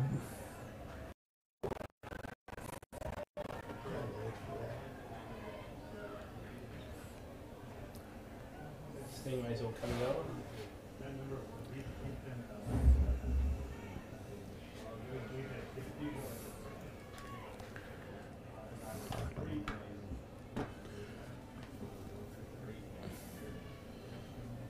We'll have a look at the intercept on the replay here. You see Damien setting, looking for the post pattern, and up he goes, picks the ball off, and he comes out to the left-hand side here.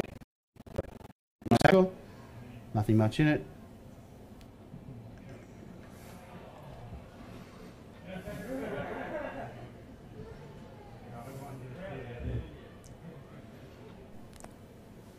Oh, they're having a bit of a conference here. It looks like our cameraman actually missed the real tail end of that, where there was a bit of pushing and shoving going on. But the referees are, the officials, I should say, are discussing the actual event. We'll see what transpires in a moment with head referee Mark Louis. It is an unfortunate, effectively, end to the game. Yeah, with 1.1 o'clock, Cougars possession, it's a done deal, certainly. Yes. Possibly a little bit vigorous for this point, this circumstance. Sometimes these things do happen at the end of a game. Yes. When frustration sets in, and it's totally unnecessary. After the play was over, number 6 Stingrays, unsportsmanlike conduct, number 1 Cougars. set, first down. There you go. So it looks like referee Mark Louis has decided that discretion is a greater part of valour, and both the penalties have been offsetted and will be first down Cougars.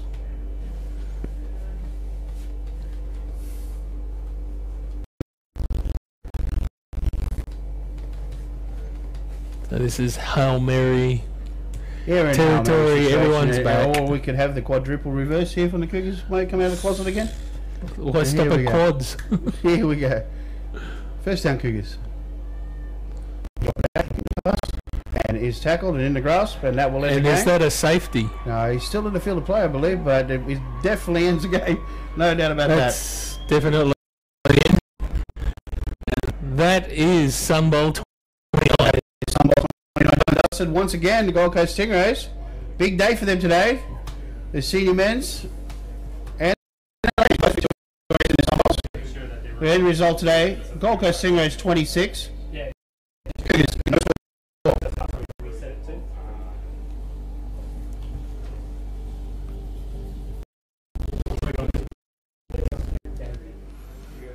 I'm offline.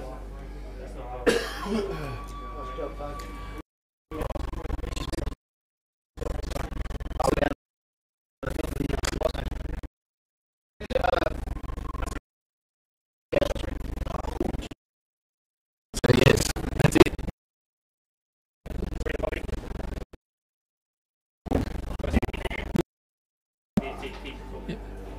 So the Stingrays have Bowl 29.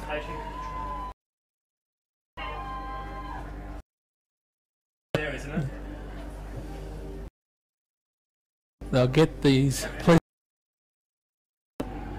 They'll have the presentation trophy on the field.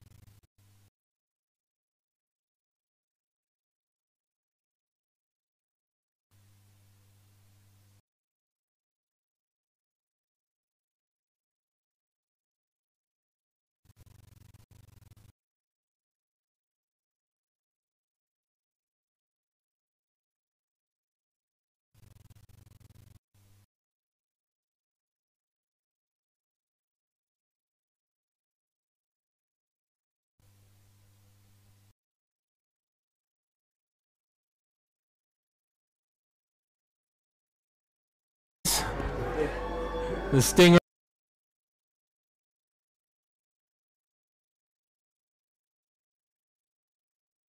The presentation of the sun.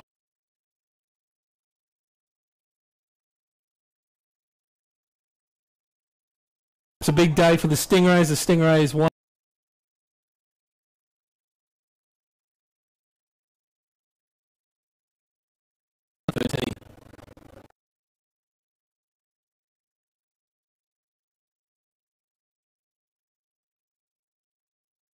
Valuable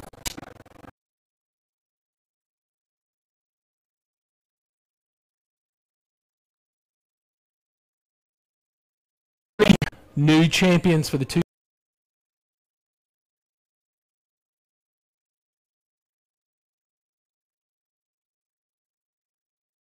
In the Basin Ravens.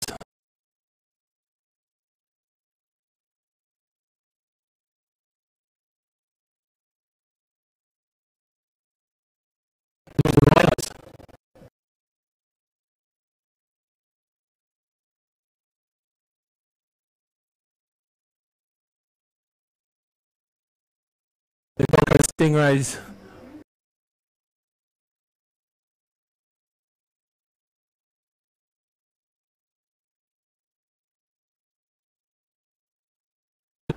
Defeated.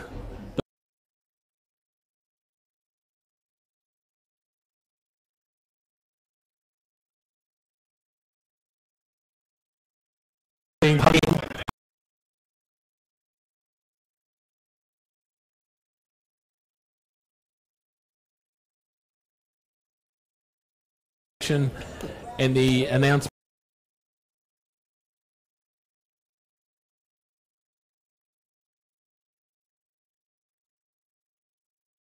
Us once again for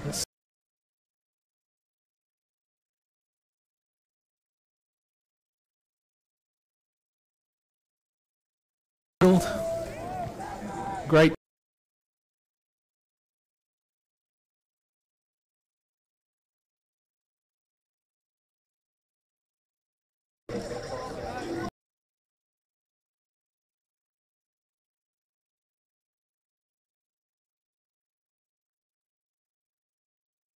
For Sunbowl 20.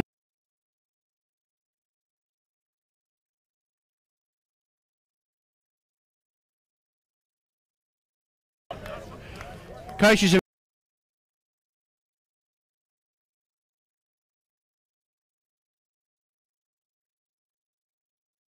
Okay, guys.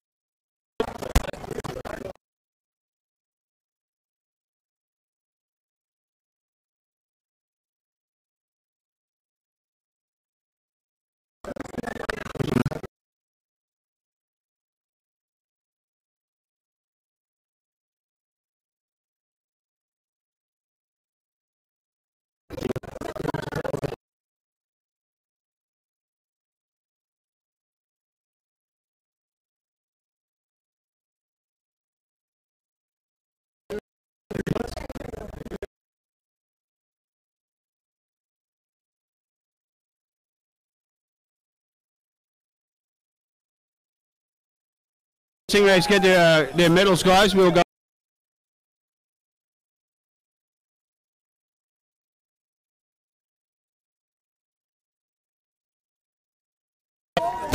Channel 1.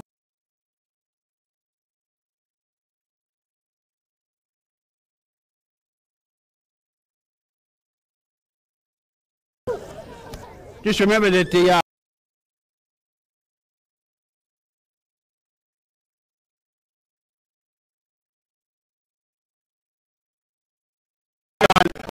over 1,200 people have watched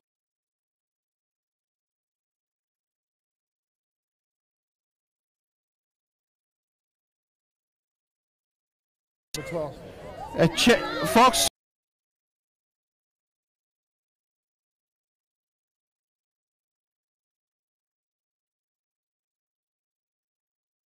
on television.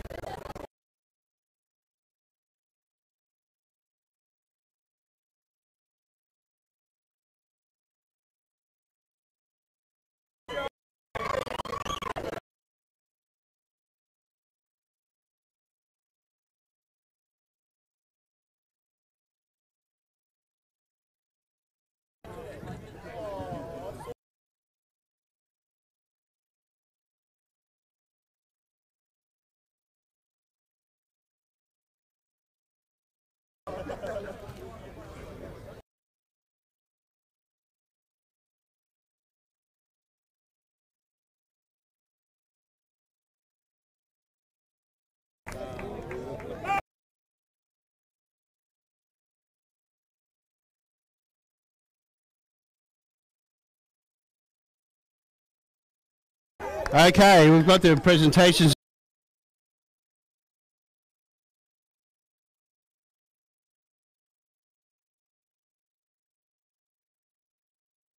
Of the Stingrays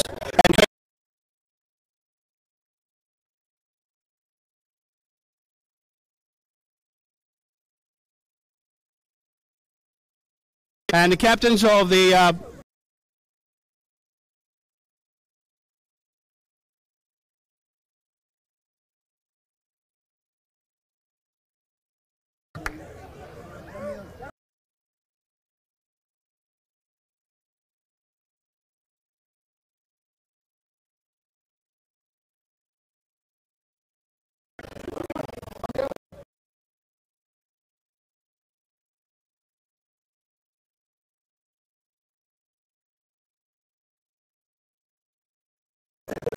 presentation.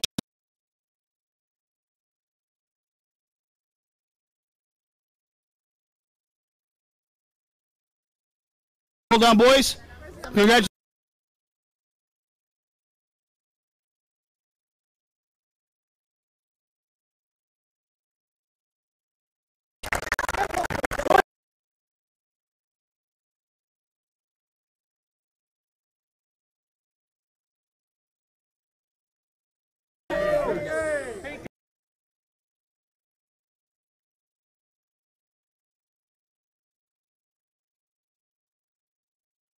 Arena.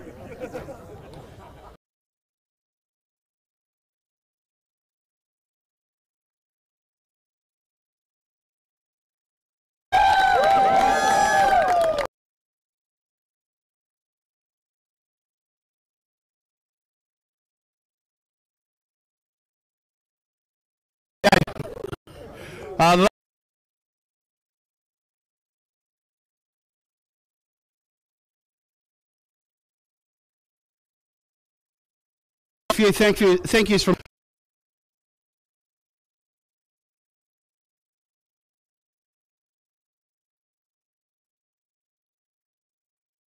thank you very much for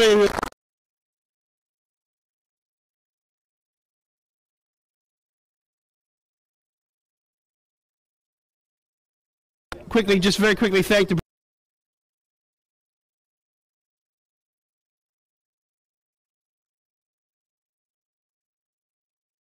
the recognition of the most valuable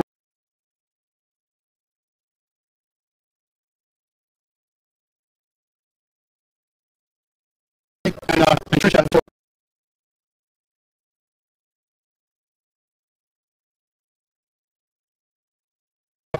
we sat and we watched this game.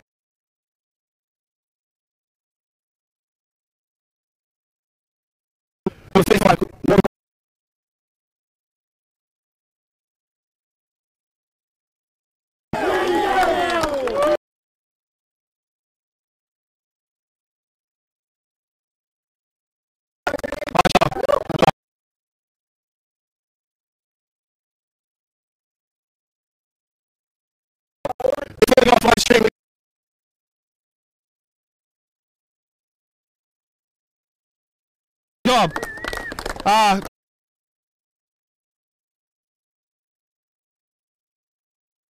To get us here today. Well done to every single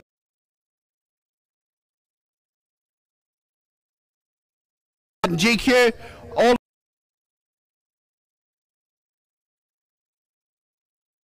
water people.